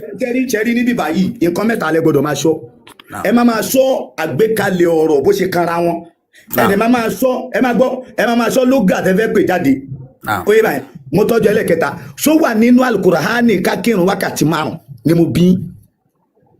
Ó wà nínú alukurahani pé ká kírun wákàtí 5. Ẹ má fi bẹ́ẹ̀ yín ti béèrè yín mo sì ti gbọ́ béèrè yín ẹ wá jẹ́ kémi náà dáhùn. Ṣó wà nínú kurani ká kírun wákàtí 5 bàbá mi. Alukurani ò ṣàlàyé fún wa pé 5 ni, Ànábì ló ṣẹlẹ̀ ṣàlàyé fún wa pé 5 ni. Ẹ jẹ́ má bínú. Ok, ẹni sùúrù mọ́mọ́. Ànábì tó sọ̀rọ̀ pé 5 nìyẹn ṣé inú àdìsí láti rí ni àbí inú àdìsí kọ́? Inú àdìsí ni. Inú àdìsí ni. Bẹ́ẹ̀ni. Inú àdìsí tá ti wá rí yẹn tábà wá rí nínú àdìsí yẹn wípé Aisha fún ẹ̀ mú bọ̀. Ẹ respect obìnrin ètò láyé ẹni sùúrù ẹjọ́ gbogbo àwa tá a wà nílé àti fẹ́ wọ 500 ẹ bá wa power tap please. Power tap yìí kéré gan ni kí ló dé? Mo ẹ̀ṣẹ̀ wojú ẹ̀ látẹ̀ẹ̀kan nígbà pé mi nìkan ni mo power tap bíbá ẹ̀ látẹ̀ẹ̀kan please. Ẹ bá wa power tap ẹ bá wa gbé sókè please. Ẹ ṣé ẹ jẹ́ kí mute ó yẹ máa continue ẹ bá wa share sáwọn ọ̀rẹ́ yín àwọn màmá àwọn ẹ̀gbọ́n àwọn àtàbúrò ẹ bá wa dáwọ́ po power tap yẹn ẹ fi ìbínú dáwọ́ bò gan ni ẹ jọ̀ọ́ ẹ ṣé ó yẹ máa bẹ́tò lọ. Gbogbo ọ̀rọ̀ tí bàbá ńlá gbogbo ọ̀rọ̀ tí ó bá sọ̀rọ̀ nípa ìyàwó ànábì ni mo sọ ìyàwó ànábì ta lẹni tó dùn sí lẹ́nu jù nínú àwọn sàhábà àtàwọn ìyàwó ẹ̀ bàbá mi ta ló máa sọ̀rọ̀ nínú ilé ẹ̀ nínú ará ilé àtàràtà. Tó bá yẹ pé àgbékalẹ̀ ìjẹ́ èèyàn lẹ́fẹ́ ká fi sọ torí question tẹ́ béèrè yẹn wà very diplomatic. Ìtẹ̀mí mọ̀ nípa yín. Charlie jẹ̀nu làwọn ìyàwó ànábì ni. Ẹ máa gbọ́ mo fẹ́ ṣàlàyé fún yín ní ṣe bí béèrè lẹ béèrè. Ẹni sùúrù àtànábì àtàwọn ìyàwó ẹ̀ ṣé wọn iṣẹ́ èèyàn ni. Èèyàn ni wọ́n. Tí wàá ní ìjẹ́ èèyàn tẹ́ wá ń sọ. Mo fẹ́ dá yín lóhùn bẹ́ẹ̀ ṣe béèrè náà ní tẹ́ bá ní tako. Ó yà ń gbọ́yìn. Ìbéèrè tẹ́ béèrè pé ta ló lè mà nábì ju. Irọ́ ta ló lè mọ inú ilé ànábì lẹ́yìn ìyàwó ànábì àtànábì ni mo bí inú ilé ànábì gangan kọ́ ànábì lè wà ń ta àní nínú ilé nínú yàrá tán ti tilẹ̀kùn lẹ́yìn àbí nínú ilé ta ló lè mọ inú ilé lẹ́yìn ìyàwó àtọkọ ẹ̀. Ìyàwó náà ló máa mọ̀. Aisha fúnra rẹ̀ ló wá sọ àdìsí. Aisha ní wọ́n fẹ́ òun lọ́mọ ọdún 6 wọ́n dẹ̀ súnmọ́ òun lọ́mọ ọdún 9 ẹ̀yin wá ní àfa kan sọ̀rọ̀ ó dìbọn kẹ. Ẹ máa wá gbọ́ ṣé dàrẹ́ẹ̀tì láìgbà lẹ́nu Aisha ni àbá evidence bá Aisha gangan ló sọ. Ètò láyé. Ẹ rí àní Aisha ń bẹ̀ ni ẹ kàdí sí dáadáa. Ẹ máa gbọ́ àní Aisha èmi tí mo jẹ́ èèyàn tèmi náà já àfa yìí ṣé mi ilé wọ́n ti fi àní Aisha sí ni. Ìdẹ̀ sọ yìí Bukhari sí. Ètò láyé. Kí lẹ wí? Ẹ má bínú ìbéèrè kan fẹ́ béèrè ní tó lọ́lọ́ àtànábì.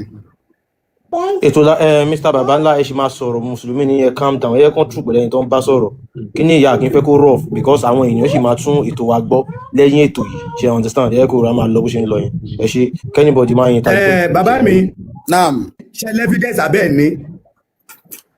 Evidence abẹ́ ní. Mo ti dá yín lóhùn anybody kan kò sẹ́ni tí ó lè kọ ọ̀rọ̀ kó fi interface yẹn sí.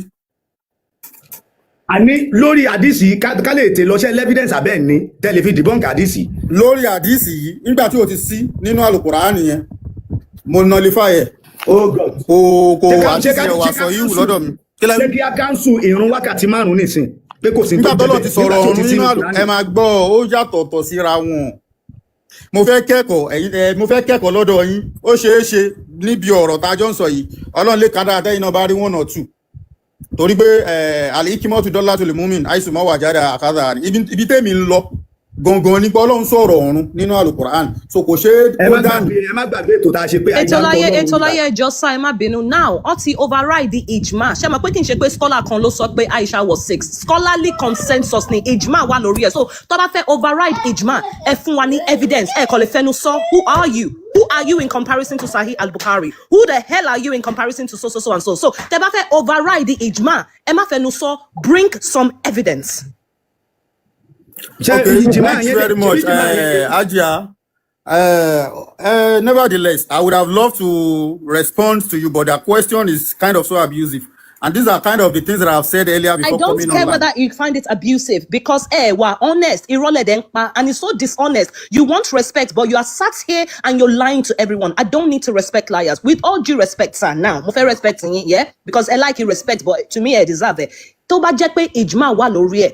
Ijma in English means scholarly consensus, which means they unanimously agree that Aisha was 6 and 9. Now, tẹ́ bá fẹ́ override this, sir. With all due respect, internal critique lanche, You are an individual. You don't know more than Sahih Bukhari. You don't know more than Sahih Muslim. You don't know more than Sunan Abi Dawud. Egbe evidence in override it. Thank you very much. If you put as like you have put the question in the right way, I would definitely answer to that. So talking about ijma, you talk about gbogbo wọn ni wọ́n panu pọ̀ lórí hadisi yẹn. Now, who is Sahih Bukhari, who is Sahih Muslim, and who is Abu Dawud? Is the Prophet of Allah. How do you know it's the Prophet of Allah without Sahih Bukhari and Sahih and all this? Because Almighty Allah said it himself in the Quran. This is wasting our time. Without Sahih Bukhari, without Sahih Muslim, without Sunan Abu Dawud, tí wọ́n kó àwọn hadisi jọ àti Nawawi, báwo la ṣe máa mọ hadisi lónìí tá wà yìí? Báwo la ṣe fẹ́ mọ the narration tó sọ̀rọ̀ nípa ìrun wákàtí 5? Báwo la ṣe fẹ́ mọ narration tó sọ̀rọ̀ bá ṣe ń pèrun? Báwo la ṣe fẹ́ mọ a lot of advantages tá ní lónìí tá mọ̀ tí wọn ò dẹ̀ mention nínú Al-Qur'an fully. Thank you very much. Báwo la ṣe fẹ́ mọ̀? So thank you very much for that question. I said one thing earlier. Gẹ́gẹ́ bí nǹkan tí mo sọ síwájú, òun náà ni wípé this has helped in a lot of ways to explain Al-Qur'an. Lọ́wọ́n bí tá àti gbọ́yé. But because this has helped, there is nothing perfect. Ọlọ́run nìkan àbí Allah nìkan ló sọ pé òun lòun pé. Because at one lo hadith. Bàbá mi, ṣé ẹ mọ̀ wípé Ànábì fẹ́ Aisha bẹ́ẹ̀ mọ̀? Mo mọ̀ pé Ànábì fẹ́ Aisha. Ó yẹ sọmọ iye ọmọ ọdún Aisha tá Ànábì fi fẹ́ fún wa ká gbọ́ lẹ́nu yín. Ibi tí mò ń bá ọ̀rọ̀ lọ nìyẹn tá a bá máa gbọ́ra wáyé. Àwọn tí wọ́n gba hadith wa. Ó yẹ ṣe kí àǹtàdì fẹ́ ṣe pọ̀ náà. Ẹni tí mò ń sọ náà ni àwọn tí wọ́n gba hadith yẹn wá. Kí ni certainty tí wọ́n fi sọ pé age yẹn dédé age yẹn ni tó fi age yẹn síbẹ̀. Ó yá okay, èyí tẹ́yìn wá ní certainty ẹ̀ lọ́wọ́, ó yẹ yẹn fún wa. Certainty, what is certainty tẹ́mi sọ fún yín báyìí, that is not true.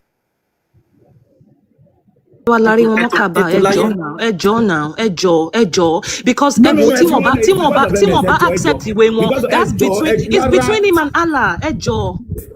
Any sùúrù. Allah wa torí pé nǹkan wá síbí so la ṣe rò pé ká Allah wọn ká jẹ́ kí wọ́n sọ̀rọ̀. Máa padà wá because kini yẹn wà very irritating. I can't help myself. Yeah, ẹ jẹ́ fún wọn lọ́rùn ní comment section máa padà wá. Ó wà irritating for me. I'm sorry. Then okay, ẹ fún wa evidence bàbá mi. Ṣé evidence abẹ́ ni? As in evidence ten emphasize lé lórí yẹn mo ti ṣàlàyé fún yín. But ẹ̀yin ò fẹ́ gbà tí mo ẹ máa gbọ́ ẹ fẹ́ gbà tèmi sọ. Ó yá ń gbọ́ yín abẹ́gbọ́n tẹ́ ń sọ. Ìyí tí mo sọ fún yín ni pé because it is Sahih Bukhari does not mean it is Sahih. Okay. Alájà tí wọ́n sọ̀rọ̀ lẹ́ẹ̀kan and he said gbogbo àfa àpanu pọ̀. Any sùúrù as a learned person. As a learned person. Ẹ̀yin tẹ́ ní ìmọ̀ tẹ́ lẹ́kọ̀ọ́ tẹ́ ní ìmọ̀. Tí wọ́n bá sọ ọ̀rọ̀ kankan tó pe ọ̀rọ̀ yẹn nírọ́, ṣe bẹ́yìn máa ní òótọ́ lọ́wọ́ àbí kò yẹ kẹ́ ẹ ní. Gẹ́gẹ́ bí Islam ṣe gbé kalẹ̀ fún wa. Then Ànábì fúnra ara rẹ̀ náà mọ̀ pé àwọn èèyàn ó sọ in tóhun ò sọ. Ó sì ní mọ́ kọ́là mọ́làm akul fámọ̀kà ádùn fìlì jahannam. Ètò láyé humanity mò ń bọ̀ rárá. Mo kàn fẹ́ sọ fún yín pé kẹ́ ẹ ṣe quantitative analysis instead gbogbo eléyìí tẹ́ lọ back and forth. Ẹ lo èjì wọn kẹ́ ẹ fi mọ̀ ó máa fún yín ní answer immediately now. Ẹ kọ́ lọ bọ̀ ní ó máa fún yín ní answer. Iye wo náà bí Muhammad, iye wo náà bí Aisha, iye wo ni wọ́n marry, iye wo náà consummate, then iye wo ni Muhammad kú. Ó máa fún yín answer straight. Ètò láyé. Ìyẹn máa pè ní. Bàbá yìí evidence ẹ̀ àbí. Ètò láyé. Náà mo wà pẹ̀lú yín mò ń gbọ́ yín. Evidence ẹ mú wá fún mi.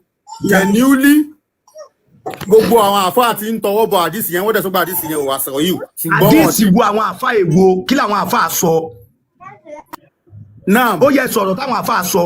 Ọ̀rọ̀ táwọn àfáà sọ ó yẹ sọ yẹn fún wa. Ẹ máa gbọ́ ní century tá a wà yìí. Ó yẹ gbé ọ̀rọ̀ táwọn àfáà sọ wá kàkà mi báyìí. Ok, inú àwọn àfáà tó sọ̀rọ̀ Sheikh Habib wà nínú wọn tí wọ́n dẹ̀ sọ̀rọ̀ nípa àdìsí pé àdìsí yẹn it is worth looking into. Ta ló ń jẹ́ Sheikh Habib ẹ má bínú. Ṣé Saudi lẹ ní ẹwà? Àbí Nàìjíríà? Ṣé Saudi lẹ ní ẹwà àbí Nàìjíríà? Nàìjíríà ló wà. Báwo lẹni tó wà Nàìjíríà? Ṣé Nàìjíríà lè sin ti wà? Ṣé àwọn lọ́nẹ̀sì ni? Ṣé rí Mr. Kí lórúkọ yín gangan? Oluwaremilekun. Mo believe pé àgbàlagbà ní mo jẹ́ kẹ́ understand pé bá a ṣe ń bá yín sọ látàárọ̀ ta ti fún yín ní evidence nínú authentic hadith. In fact, ó wà nínú Quran.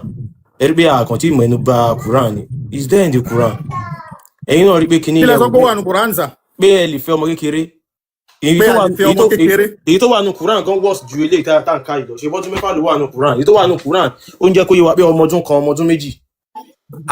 ẹ jọ̀ọ́ ṣé ẹ lè mú àyà yẹn wá fún mi.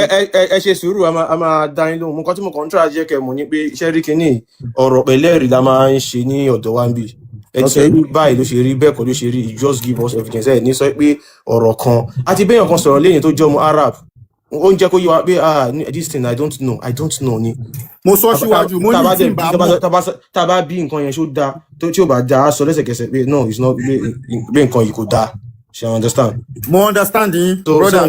ibi tí mo ń try láti jẹ́ kẹ́ ẹ mọ̀ ní pé ẹ̀sìn yìí kò ń ṣe tòótọ́ tí yín wọ́n gbé wá fún yín ni bọ́n ṣe kọ hadith náà ni wọ́n ṣe kọ Quran because ẹ̀ ń jẹ́ kó yé wa pé hadith torí hadith yẹn ó jẹ́ Sahih Bukhari kò mí pé ó wà Sahih náà it is an authentic hadith so ìgbà tó dẹ̀ bí Muhammad ó wà lákọsílẹ̀ ìgbà tán bí Aisha ó wà lákọsílẹ̀ ìgbà tán Mary ó wà lákọsílẹ̀ ìgbà tán kú ó wà lákọsílẹ̀ kíní is very easy ẹ lè tẹ̀ sí Google fún ara yín even without this hadith ẹ tẹ̀ sí Google ẹ máa rí now.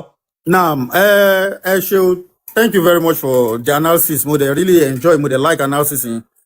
But ojoojúmọ́ ni mímọ̀ ń ga sí. Ibi tí mò ń lọ gangan ni ojoojúmọ́ òun ni mímọ̀ ń ga sí. Ojoojúmọ́ ni mímọ̀ ń ga sí ló máa change ẹni sùúrù. Ṣojoojúmọ́ ni mímọ̀ ń ga sí ló máa change ìgbà tá Ànábì fi Aisha. Torí pé àwọn èèyàn ni ẹni sùúrù tí mímọ̀ bá ń ga sí ṣé ó máa wá change age Aisha nígbà tí àwa dé sí àwa change Aisha yẹn sọmọ 25 ni. Ẹ máa gbọ́ o mímọ̀ ẹ máa gbọ́ o mímọ̀ ẹ máa gbọ́ mo ń gbọ́ yín mímọ̀ ń ga sí tí mò ń sọ ni mo ṣe ń sọ wípé àwọn nǹkan wà tó ti ọkalẹ̀ nígbà tó dúdú. Ẹni yìí kàn wá ẹni ìwá rò wá lẹ́jọ́ ni. Mi ìwá rò yìí lẹ́jọ́ èmi gbọ́ tí mo ìwé gbọ́dọ̀ ti tèmi tó wà lẹ́wà. You don't give us any evidence ẹ̀dẹ̀ rojọ́ sí ìgbà jẹ́ lọ́rọ́ ní ká máa embarrass ni. Sọ́sọ́ fún ìgbà ṣeré ìgbà yìí. Ṣọ́lẹ́jọ́ là ń rò ń bí ni. Ẹ fún wa ní fásì Kùránì tó ní ká fẹ́ ọmọ kókó àlè fọmọ kókó ẹni tí ò tí ì ṣe nǹkan oṣù ara lè fẹ́ káfá ìtúkà kó tún dìbọn kẹ. Ẹ̀tọ́ láyé ẹgbẹ́ fún mi 2 minutes ẹ má bínú. Gbogbo ń tà ń ṣe bí ìbáwí. Mo ń sọ 570 CE ni wọ́n bí Ànábì. Aisha fúnra rẹ̀ wọ́n bí ní 613 CE. Tẹ́bálọ̀ that should be roughly 40 something years nígbà tí Ànábì pé 40 something years náà bí Aisha. Ànábì ó fẹ́ ó lọ propose ní ọ̀dọ̀ àwọn ẹbí ní 619. Ẹ lọ fact check yẹ 619 CE.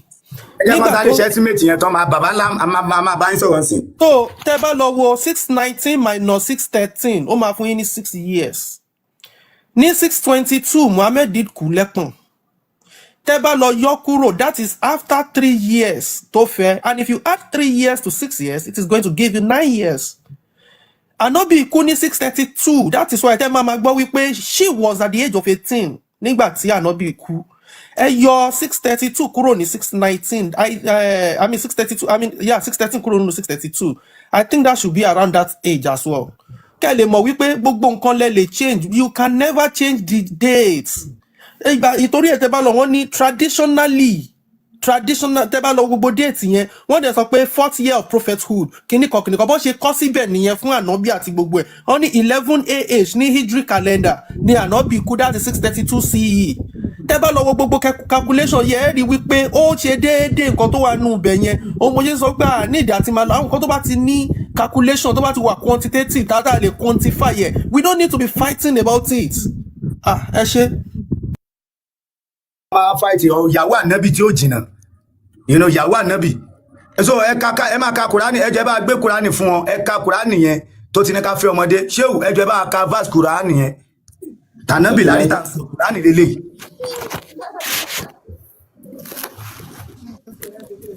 Ètò láyé. Bàbá ńlá ń gbọ́ yín. Ẹ kálẹ́ o. Ẹ kálẹ́. Ẹ má bínú gbogbo ètò tí à ń ṣe mo fara mọ́. Àmọ́ ẹ jẹ́ kí n béèrè ìbéèrè méjì kan kó tó di kí n máa tẹ̀síwájú tó bá ṣe pé máa bẹ́tò ìlànà tó yẹ kí n máa dúró ni màá lè mọ̀.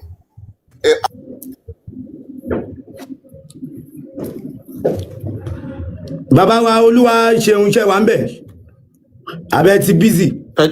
Ẹ má bínú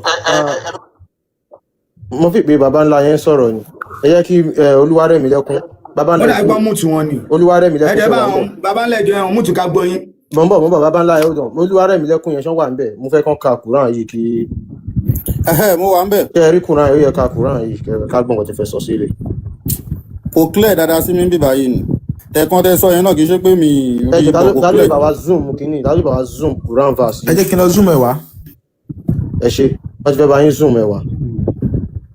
I guess so reason ni pé after this Quran so a fẹ́ gbọ́n nǹkan tí ẹ fẹ́ sọ then òun la máa gbọ́n tẹ́ sọ bàbá wa Olúwarẹ̀mílẹ́kun ó dà ohun yóò wá sókè ẹjọ́ ẹ bá sọ̀rọ̀ sókè o.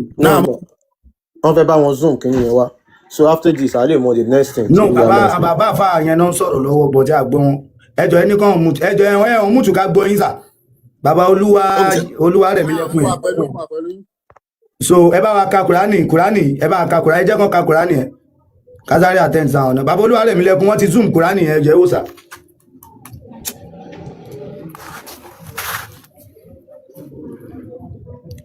ẹ hàn mú tù sa. Mo wà pẹ̀lú yín, mò ń bọ̀, mò ń kà, mo dẹ̀ máa wá sábàbù nùsùlẹ̀. A máa fún yín sábàbù nùsùlẹ̀ kò sí ní tẹ́fẹ́ tí ò sí ń bí ẹ bá ka ilé ìsókè kẹsọ̀ túmọ̀ ẹ̀ fún wa ká mọ̀ túmọ̀ ẹ̀. Mi mọ ṣẹ́rí ẹni sùúrù o tí ẹ bá dẹ̀ gbọ́ mi yé ẹ ní kò lọ yọ àyà kan níbì kan tí ò ní tí ń bá bọ̀ tí ò sì níbi tó ń lọ. That is number one. Then number two, yóò ní tó bí àyà yẹn yóò dẹ̀ ní tó ṣẹlẹ̀ so gbogbo nǹkan tí we will look into before we can judge on lórí àyà nìyẹn lórí ọ̀rọ̀ alukoran. Ó yẹ bá wa ṣí lọ́dọ̀ tí ẹgbẹ́ Kùránì kẹ́ ṣí Kùránì 65:4.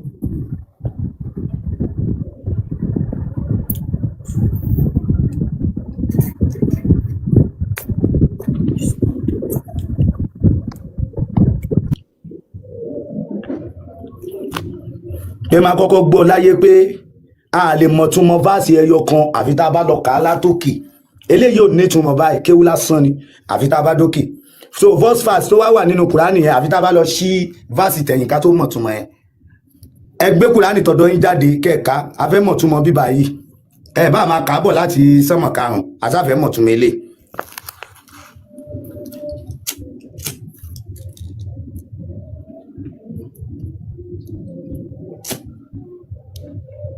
Reason tí aláwa fi bínú nìyẹn ṣẹ́yìn náà rí báyìí sí a máa ń mọ̀ pé ká fún wọn ní time ká tẹ́ wọn lọ́rùn so àwọn tó bá ń wò wá tó ń learn wọ́n á lè mọ̀ pé no a fún wọn ní time àwọn míì máa ń ṣe pé ẹ jẹ́ kán sọ̀rọ̀ ni ẹ jẹ́ kán sọ̀rọ̀ ẹ fún wọn time so àwọn èèyàn náà lè ṣe wọ́n á lè ṣe judgement pé no wọ́n fún ẹni ní time kó sọ̀rọ̀ a fún ní evidence so bó ṣe rí nìyẹn àmọ́ orí àwọn ìtàn sọ pé drop him máa kàn lè sáré máa drop àwọn èèyàn báyẹn a ní láti jẹ́ kán sọ̀rọ̀ ká gbọ́ nǹkan tó fẹ́ sọ káwọn èèyàn dẹ̀ lè learn àwọn èèyàn ń learn nísàlẹ̀ ṣe get nǹkan tó ṣẹlẹ̀ ọ̀gán nìyẹn so Mr. Olúwarẹ̀mílẹ́kun ṣé wọ́n ti kí ni wọ́n ń yẹ̀wò báyìí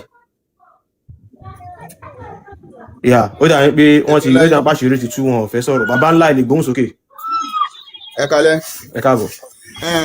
Ìbéèrè kan mo fẹ́ béèrè ẹ má bínú. À ń gbọ́ yín. Ètò yìí ṣó ń gbé aláàga ni àbí ó ń yọ mistake tó ti ṣe sẹ́yìn ni kò yé mi gbogbo ètò ìwà fún. Ẹ má bínú ẹ kí n dáhùn lóhùn. Ètò yìí níbi ilé kéwu ilẹ̀ Yorùbá ni a máa ń ka Quran hadith a máa ń sọ òdodo tó wà ní inú ẹ̀ a máa ń sọ fáwọn èèyàn because a rí wípé àwọn àáfà torí wípé àìníṣẹ́ wọ́n ti sọ kí nìyẹn di oúnjẹ wọn ò sọ òdodo nípa Islam fáwọn èèyàn so a wá gbé tó yìí kalẹ̀ níbi àfi ká sọ òdodo fáwọn èèyàn wa torí tí a ò bá sọ àwọn ọmọ wa máa padà wá bí wá pé bàbá burúkú ni ẹni gbogbo àwọn nǹkan tó yẹ kẹ́ ẹ fi sọ òdodo tẹ́ ẹ mọ gbogbo kíní kí ló dé tí ẹ sọ tẹ̀jẹ̀ kí gbogbo wa jìn sínú ọ̀fìn so nǹkan tá à ń ṣe ń bí nìyẹn. now jíye tí ń jẹ́ àkọ́kọ́ kí ẹ ń jẹ́ ká mọ òdodo àbí ṣé a pẹ̀lú mi. bẹ́ẹ̀ni. òdodo tẹ́ à ń sọ nípa yìí òdodo yìí ò tí yé mi ò inú ọ̀rọ̀ tẹ́yìn àtàfà ìjẹ́tẹ́jọ́ ń sọ yìí ẹ ń sọ yìí kí bí ọ̀rọ̀ Aisha bí ọmọ ọdún mẹ́fà ọmọ ọdún kankan bẹ́ẹ̀ yẹn àmọ́ mi lọ sí pamẹ́ ìyẹn ti ọ̀rọ̀ ẹ̀yìn lẹ́ ń sọ yẹn dáhùn iṣẹ́ ìhun tànà bí ṣó dáa àbí kò dáa nítorí ẹ̀yìn tó jẹ́ kó yẹ kí ìhun tànà bí ṣó dáa. ẹ máa gbọ́ yìí tó fà yẹn ni pé ẹ máa gbọ́ a rí nínú ní àwọn ìlú tán ti ń lo ṣẹ̀ríà nílẹ̀ Haúsá ẹ mọ̀ pé ilẹ̀ Haúsá ṣẹ̀ríà ti wà ń bẹ̀ tán ń lò àwọn Yorùbá wa táwọn á lọ ọbẹ̀ wọ́n ní ó wà lẹ́gálì kéèyàn fẹ́ ọmọ kékeré àwa wò pé bíi ti báwo ládùúrú kéwúta kí ló ń jẹ́ bẹ́ẹ̀ òun ló sún wa débi pé òkè ẹ ti ẹ̀já wo kùránì káwà díìsì wò tó wà ń bẹ̀ láwa bá nàbí pò fọmọ ọdún 6 àtúwà bá kùránì náà tó sọ pé ẹ lè fẹ́ ọmọ kékeré àwa wò pé kí ni gbogbo ilé tó bá rí bẹ́ẹ̀ kí ló dé tán fẹ́ lè hàn wá so ẹ jẹ́ kákú gbé gbogbo ẹ̀ síta kákú rí kọ́lọ̀ Islam religion torí kó báwọn Haúsá lójijì oye báyìí so ẹ jẹ́ kákú máa ka gbogbo ẹ̀ kó má jẹ́ pé àkànmọ́ dùn lóde òkú lásán àmọ́ dùn lóde ìyàwó lásán ẹ jẹ́ kí a mọ kí ni ó wà nínú religion yẹn gangan. ètò láyé mo appreciate ètò yín tó mo rí kó dáa púpọ̀ rẹpẹtẹ ní ìtàkùn ètò yín àmọ́ ọ̀rọ̀ tí àná sọ pé lakúndínú kún wálé ẹ̀dín ètò tẹ́ ń ṣe yìí ó tako Islam lọ́nà gbogbo ọ̀nà kan náà ó tako Allah. ẹni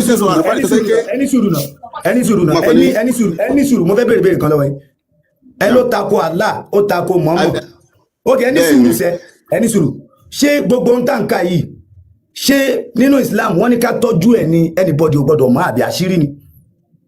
kò sí kan àṣírí náà ohun tẹ́ ń sọ yìí. ẹni bá ní sùúrù ẹni kò kì í ṣàṣírí tí ò bá kì í ṣàṣírí níbikíbi tẹ́ ẹ bá ń lọ tẹ́ bá rí pé níbí àdìs àti kùránì náà ń kà ń bẹ̀ ibo ló yẹ kẹ́ ẹ dúró sí tó yàtọ̀ síbẹ̀ níbi tá ti ń ka kùránì ẹni sùúrù tá ti ń ka kùránì tá ti ń ka àdìsì ẹ wá ní wọ́n ń takò Allah kùránì wọ́n ń takò Allah níbi tá ti ń ka kùránì ṣé wọ́n mú nǹkan míì wá ní yàtọ̀ sí kùránì àtàdìsì yẹn. ẹ ṣe sùúrù ọ̀rọ̀ àfọ àtẹ ń bá fàálẹ tẹjọ ń sọ lẹ́ẹ̀kan gẹ́gẹ́ bí bí ẹni ilé ẹ̀kọ́ la pé bíbà àbí táwọn akẹ́kọ̀ọ́ lọ́dọ̀ yín ṣe rí ọ̀rọ̀ Aisha tẹ ń sọ kí ànábì fọmọ Aisha ó fọmọ ọdún 6 bí ọmọ ọdún 6 ẹ bá ànábì láyé o àìbẹ́ẹ̀kọ́ àánú sì bá báwọn bàbá tó gbà wọn kò yẹ ká gbà àbí. bẹ́ẹ̀kọ́ a máa gbà á ṣe sùúrù fẹ́ fún ìsàmpù kan ni bá wọn ọ̀rọ̀ tí wọ́n kọ ń la tẹ̀lé ẹni tó kọ ọ̀rọ̀ gan lára àtakò àìbẹ́ẹ̀kọ́ ẹni tó kọ ọ̀rọ̀ ẹni Aisha ọgbà kan ẹni tó kọ ọ̀rọ̀ tá a takò ẹni tó kọ ọ̀rọ̀ takò nísìn ẹ dárúkọ ẹnìkan pé bí ẹ dárúkọ ẹnìkan tó tẹnu kọ àdìsí yẹn mi ìrántí tẹnu kọ àdìsí yẹn nísìn ọ̀rọ̀ yóò yé wa tálẹ̀ ló kọ ọ̀rọ̀ tá a takò kò yé wa náà. mo ní ẹgbẹ́ tí mo sọ ìsìláàmù gangan fún ara ẹ̀ ìní ní ètò tẹ́ ń ṣe yìí ètò tẹ́ gbé kalẹ̀ yìí wàláì ẹ̀ ń tako ojú ọ̀nà ìsìláàmù pé kò dáa ni. ẹ jẹ́ kẹ́ni ká kí ni fún wa kó bá wa tún bíi ti báwo ó yẹ ká kúránì yìí ká gbọ́n báyìí. ẹ farabalẹ̀ ṣẹ́rí bíi ti báwo à ń ka kúránì à ń ka àdìsí ẹ ní wọ́n ń ta kó pé kò dáa. ní gbogbo ọ̀nà lẹ́fẹ̀ẹ́ bí àkọ́kọ́ bí a tó dé jẹ́ àkọ́kọ́ tí mo kọ́ wọlé lélẹ́yìí èyí tẹ́sán nísìn àná mi fún ọmọ ọdún 6 dáhùn tó tẹ́sán pé òun tẹ́ ń jẹ́ kó yára ní kébé bá lọ́ọ́ ti.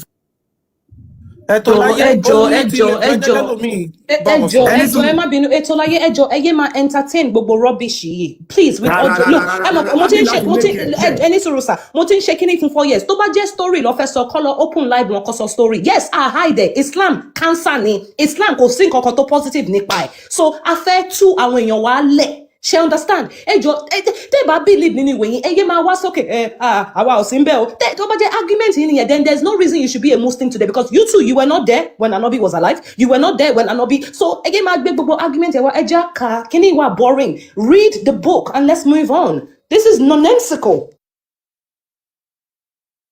ìjẹ́ ká kí gbogbo lé ètò láyé ìjà ká kíní ìfáwọn àpá yìí ká bá wa kà á ẹ jẹ́ ká sáré kà fún wa.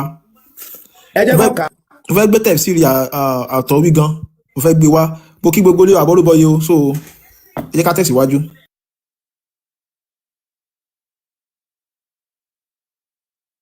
àwọn people ìjì mo understand pé it's good but nígbà míì tó bá jẹ́ story lọ fẹ́ sọ ẹ lọ sọ story ń bó mi ó wà very frustrating ìwé yín là ń kà tẹ́ bá wà confident in your argument kò sí need fún story ẹ sọ pé Islam is the one and true final religion the prophet sallallahu alayhi wa sallam ẹ jẹ́ àkà ìwé yín ni àwa kọ́ la kọ́ ẹ jọ.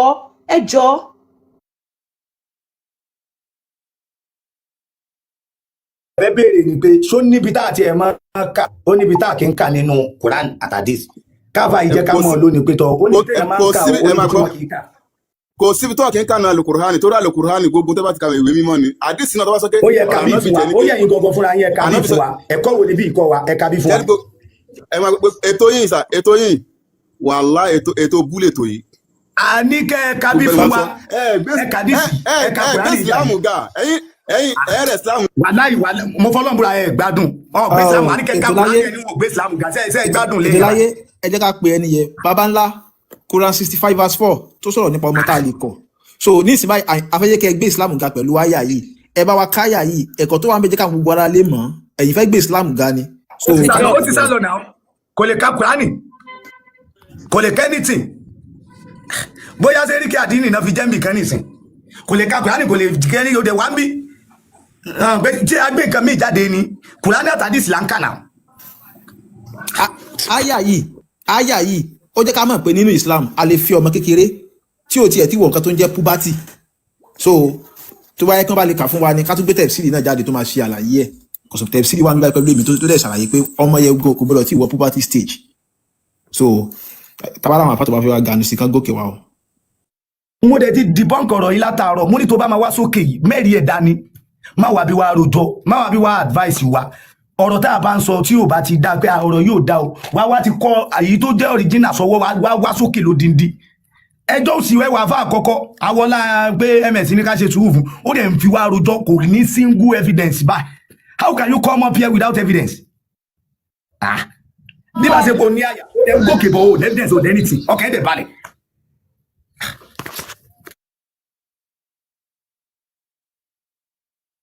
To explain fún gbogbo àwọn tó wà ní room mi right now so Quran 65:4 tí àyà yẹn bá yé yín ẹ mọ̀ pé àyà yẹn ó ń sọ̀rọ̀ nípa tolak means divorce and àwọn tó ti marry nìkan ló wà applicable fún ṣẹ́gẹ̀t because you cannot divorce if you are not married right so asare ka tafsir Ibn Kathir kó fi highlight fún wa o àwọn obìnrin wo ló ń sọ̀rọ̀ ń pa o ṣẹ́gẹ̀t adàlẹ́wọ̀ kí ló ń pè wahidi asbaba nozu a lè check ẹ̀ ká fi rí ìdí tí Allah fi send the ayah down. Now, Ibn Kathir sọ pé the idda, which means the waiting period of those in menopause and those who do not have menses. Allah the Exalted clarifies the waiting period of the woman in menopause, and that is the one whose menstruation has stopped because of her older age. Idda, which is the waiting period, is 3 months instead of the 3 monthly cycles for those who do menstruate, which is based upon the ayah in Surah Al-Baqarah 2:228. The same for the young who have not reached the years of menstruation. Let me repeat. The same for the young who have not reached the years of menstruation. So, àwọn wo ló young tí wọ́n ti reach age menstruation kí la máa ń pè wọ́n. So, ẹ̀yin àfáà tẹ́ bá wá sókè ẹ jọ̀ọ́. Mo máa wonder sometimes ẹ máa pe ra yín ẹ máa ní àmì submit her to the will of Allah. Ẹ dẹ̀ máa reject ìwé yín ẹ jọ̀ọ́. Please come up. We need like intelligent Abduls up here. You understand? Irọ́ yẹn ó need láti stop. ẹ ṣe ìyàwó the great ṣẹwà bẹ́ẹ̀ the great skidi ṣẹwà bẹ́ẹ̀ ṣé mùsùlùmí ni yín. mo wà ń bíbà ta mo wà ń bíbà ta. ṣé mùsùlùmí ni yín. Ọlọ́run ní jẹ́ ẹjọ́ èmi kàn ní advice fún àwọn 5 something tó wà bẹ́ẹ̀ yẹn ni. So àwọn tó bá jẹ́ mùsùlùmí ẹ lè send the request Prince Aláwo 1 ṣẹwà bẹ́ẹ̀ Prince Aláwo. So route ṣe wà bẹ́ẹ̀. Wọ́n à ń bẹ̀ jàre mo kí gbogbo ilé jàre ẹ wo ọ̀rọ̀ méjì mo kàn ní láti sọ and mo fẹ́ direct sí bàbá Ìtòláyé ni mo kí gbogbo ilé o. So the thing is bí mọ́mí ọ̀fọ̀ Òkùnfọ̀ àṣẹ ń sọ we have to be direct and like non-diplomatic. Ìtòláyé tí ń wà diplomatic jù bíi pé wọ́n ń pẹ̀pẹ́ so Islam kódà is a cancer. Let's be that these people do not care. Wọ́n care báwọn bá fẹ́ ṣe ìpànìyàn tó máa fẹ́ ṣe gbogbo ìwà burúkú wọn wà diplomatic. We should not be diplomatic. I understand at some level yẹ ká wà diplomatic o but tó bá ti di pé lómi ẹ̀ ń sọ kò gbọ́ ẹ̀ làmọ́ lórí Islam ẹ̀sìn ìkànnì ẹ̀sìn burúkú ẹ̀sìn apààyàn ni kò ń ṣe tó yẹ kó wà láwùjọ mi mọ bó ṣe wà láwùjọ dì sìn bí pé wọ́n ti fi screwdriver dé orí àwọn èèyàn wọlé bí mọ́mí ọ̀fọ̀ Òkùnfọ̀ ṣe ń sọ yẹn ó ń ká mi lára ní nǹkan tí mo kàn fẹ́ wá sọ yẹn ẹ má wà diplomatic pẹ̀lú wọn don't be diplomatic tell them straight ahead ẹ̀ tó bá ti àgàgà àwọn tó bá jẹ́ first time yẹn tí wọ́n ready láti gbọ́rọ̀ yẹn ẹ sọ fún ẹ làmọ́ wọn lórí Islam a fẹ́ kó kúrò nílẹ̀ Yorùbá a fẹ́ jẹ́ afọ́ ìfọ́mọ́ torí ìdọ̀tí ni ìwà ìdọ̀tí ni kéèyàn máa fẹ́ ọmọ ọdún mẹ́fà kó ní ẹ ó ti wú bọ̀m̀bọ̀m̀bọ̀ kò sí bọ́mọ tó wú ọmọ ọdún mẹ́fà ṣe lè wú tó tí ọpọlọ orí ẹ̀ tàbí gbogbo bọ́ọ̀dì ẹ̀ gan lè gba pé kán ti lọ lé ọkọ Ǹdé mi wá sọ ní countdown time yẹn gan kò need fún mi. Ẹ má wà diplomatic. Thank you very much. Mo sọ mo dúró. Thank you, Ruth. Torí mo ṣe sọ fún ìgbà tó bí mi gbé Islam ga. Yes, mo ṣe máa gbé PDF religion ga. Religion tó ní kẹ́ máa pààyàn. Religion tó ní kẹ́ máa bọ́mọdé sùn. How can I uplift that? Ṣorí mi dàrú ni. So me, I'm very straight. I'm very direct to the point. Islam is a cancer and we need to remove the tumor from our land. Tí cancer bá wà, you cannot treat around the cancer. You need to uproot straight from the roots. And that is Islam. I'm very straight, very direct. Ẹjọ́, àwọn Quran only Muslim tí wọ́n gba authentic hadith, tí wọ́n gba Sahih Bukhari, tán pera wọn ní Sunni Muslim. Tẹ́ bá ti gbọ́ wọn pé kíní kan, ẹ já wọn bọ́. Because tó bá suit narrative wọn, wọ́n á gba hadith yẹn. Tó bá suit narrative wọn, wọ́n á gba Quran yẹn, wọ́n á gba tafsir yẹn. Ṣé get? So ẹ má jẹ́ kó máa ṣe pick and choose. The meaning of Islam is that you are a slave to Allah. You are a submitter to Allah. And once you decide to reject what's in the book, ẹjọ́, ẹ bá wa lárí wọn mọ́ Kaaba. Extra speed. Enough of this. We keep it fair, but when you come, we keep it fair, but we're not here to waste anybody's time. MSBABA, we need to understand that not everybody can take this message home and learn something with it. We're not here to please anyone. We are here to take our land back. We are here to make sure they don't infect us with the virus of Islam. That's it. So àwọn baba ńlá àwọn ẹ má gba story wọn because nǹkan tó ń sọ tó bá sọ ní Saudi wọ́n á fún wọn ní haircut ni by that orí wọn bẹ́ orí wọn ni. Who are you to reject Anobi's marriage to Aisha? Who are you? Who are you? Nǹkan tó ń sọ wọn lè sọ láwùjọ wọn. They cannot say it because it will be considered as an act of disbelief. Hello. Me teach Ejo, I'm not your sister. I can never be sister with somebody that worships Arab God. Ejo, not everybody is my brother and sister. Alejo wa láti the same land though, but tẹ́ bá ti ń bend ìdí 5 times a day, then face the Kaaba. Lè ṣe sister because tógun bá dé ní ìsìn, mi ní ṣe sister yín mọ́. You will pick the Arab side over mine. So I don't call everybody my sister. So Ejo tẹ́ bá ti wá, ẹ jẹ́ kó rí yín pé, ẹ jẹ́ kára wa balẹ̀, ẹ jẹ́ sọ̀rọ̀ because nǹkan tó máa ń frustrate mi nìyẹn. Thank you very much. Okay, thank you very much. I've heard you. Gbogbo ǹdẹ sọ pátápátá ni mo gbọ́. I've seen the agenda. Now, I've seen the agenda behind this, and it will be more of debate. So let me just assume I was catch off guard in the dimension that we went through this night. But one thing first is that I don't know the belief that you have in mind, but nevertheless, if you continue doing like this, even what you want to call people to, who would want to listen to that kind of religion as well? So you can drop and you can leave. You don't have to be here. You're not forced to be here. I'm not antagonizing your religion because I don't have a religion. I don't believe in God. I've made that clear. My mission in life is to free our people from the shackles of Abrahamic religion. I don't have a religion. Who are our people? Our Nigerian, our African people. Do you understand? But you are speaking of someone else's language and not the Nigerian that you claim to be. Absolutely, because I agree that we were colonized. But guess what? Moshile soy date me. And that's one thing I am thankful to my mother about. Because when we came to the UK at the age of 7, my mom, Yoruba won't fi kowani, only ma perfect. But timba really nita, I can still any surusa, ejo momba Oluwaremilekun. Babanla ejosa. Moshile so Yoruba mi. Mo agree, she bang English wa funwani.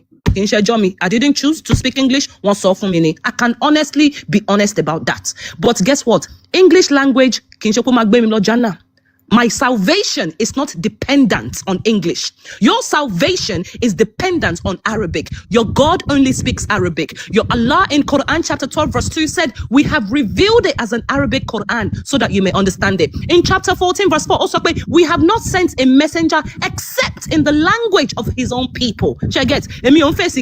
Because me, I live in a rich land. I don't need to turn to Saudi Arabia, crops or they grown bed, and then call that my holy land. I am a very proud African, unlike you guys. That's the difference. Okay, thank you very much. Nevertheless, African has a religion as well. So even if you want to be an African and a true African, then you need to portray a religion. We have Africa does not, Nigerians, Yoruba does not have a religion. It is called custom and tradition. Religion, okay. Tell me who came up with the word religion.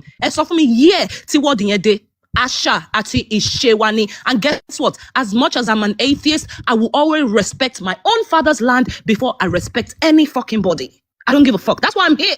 I'm an atheist. I don't believe in anything whatsoever. Okay, but guess what? Now I understand. I would rather people follow what is related to them, what sounds like them, what looks like them, than all this nonsense Arabian God. That's okay, thank you very much. You are so specific about the Arabian God and every other thing. But nevertheless, custom and tradition in Yoruba land. I think it's a religion as well. Mr. I'm not gonna lie. Can we please get on with the topic? Ejaba topic. So we would go on the topic.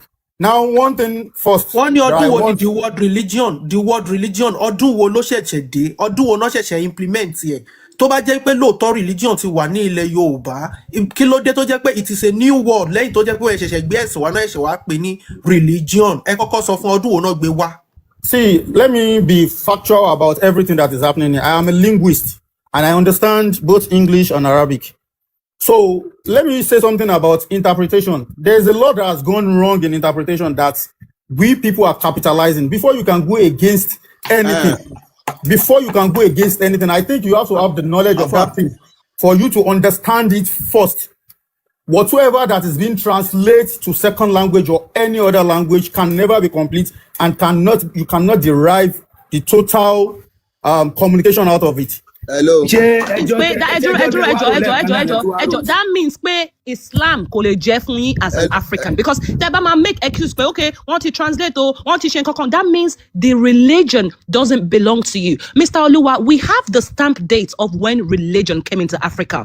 I, as a Yoruba, I have my own deities. Igbos, they have theirs. Nobody's invading each other's land saying you must accept Ogun, you must accept Chineke or whatever they call it. No, nobody's doing that. But your own religion left the small place in Saudi Arabia, in Mecca or Medina, wherever, and invaded other people's land. So I'm sorry, Mr. Oluwa, we have every right to kick it out. Eviction notice tiwa fún Allah àti Ànábì.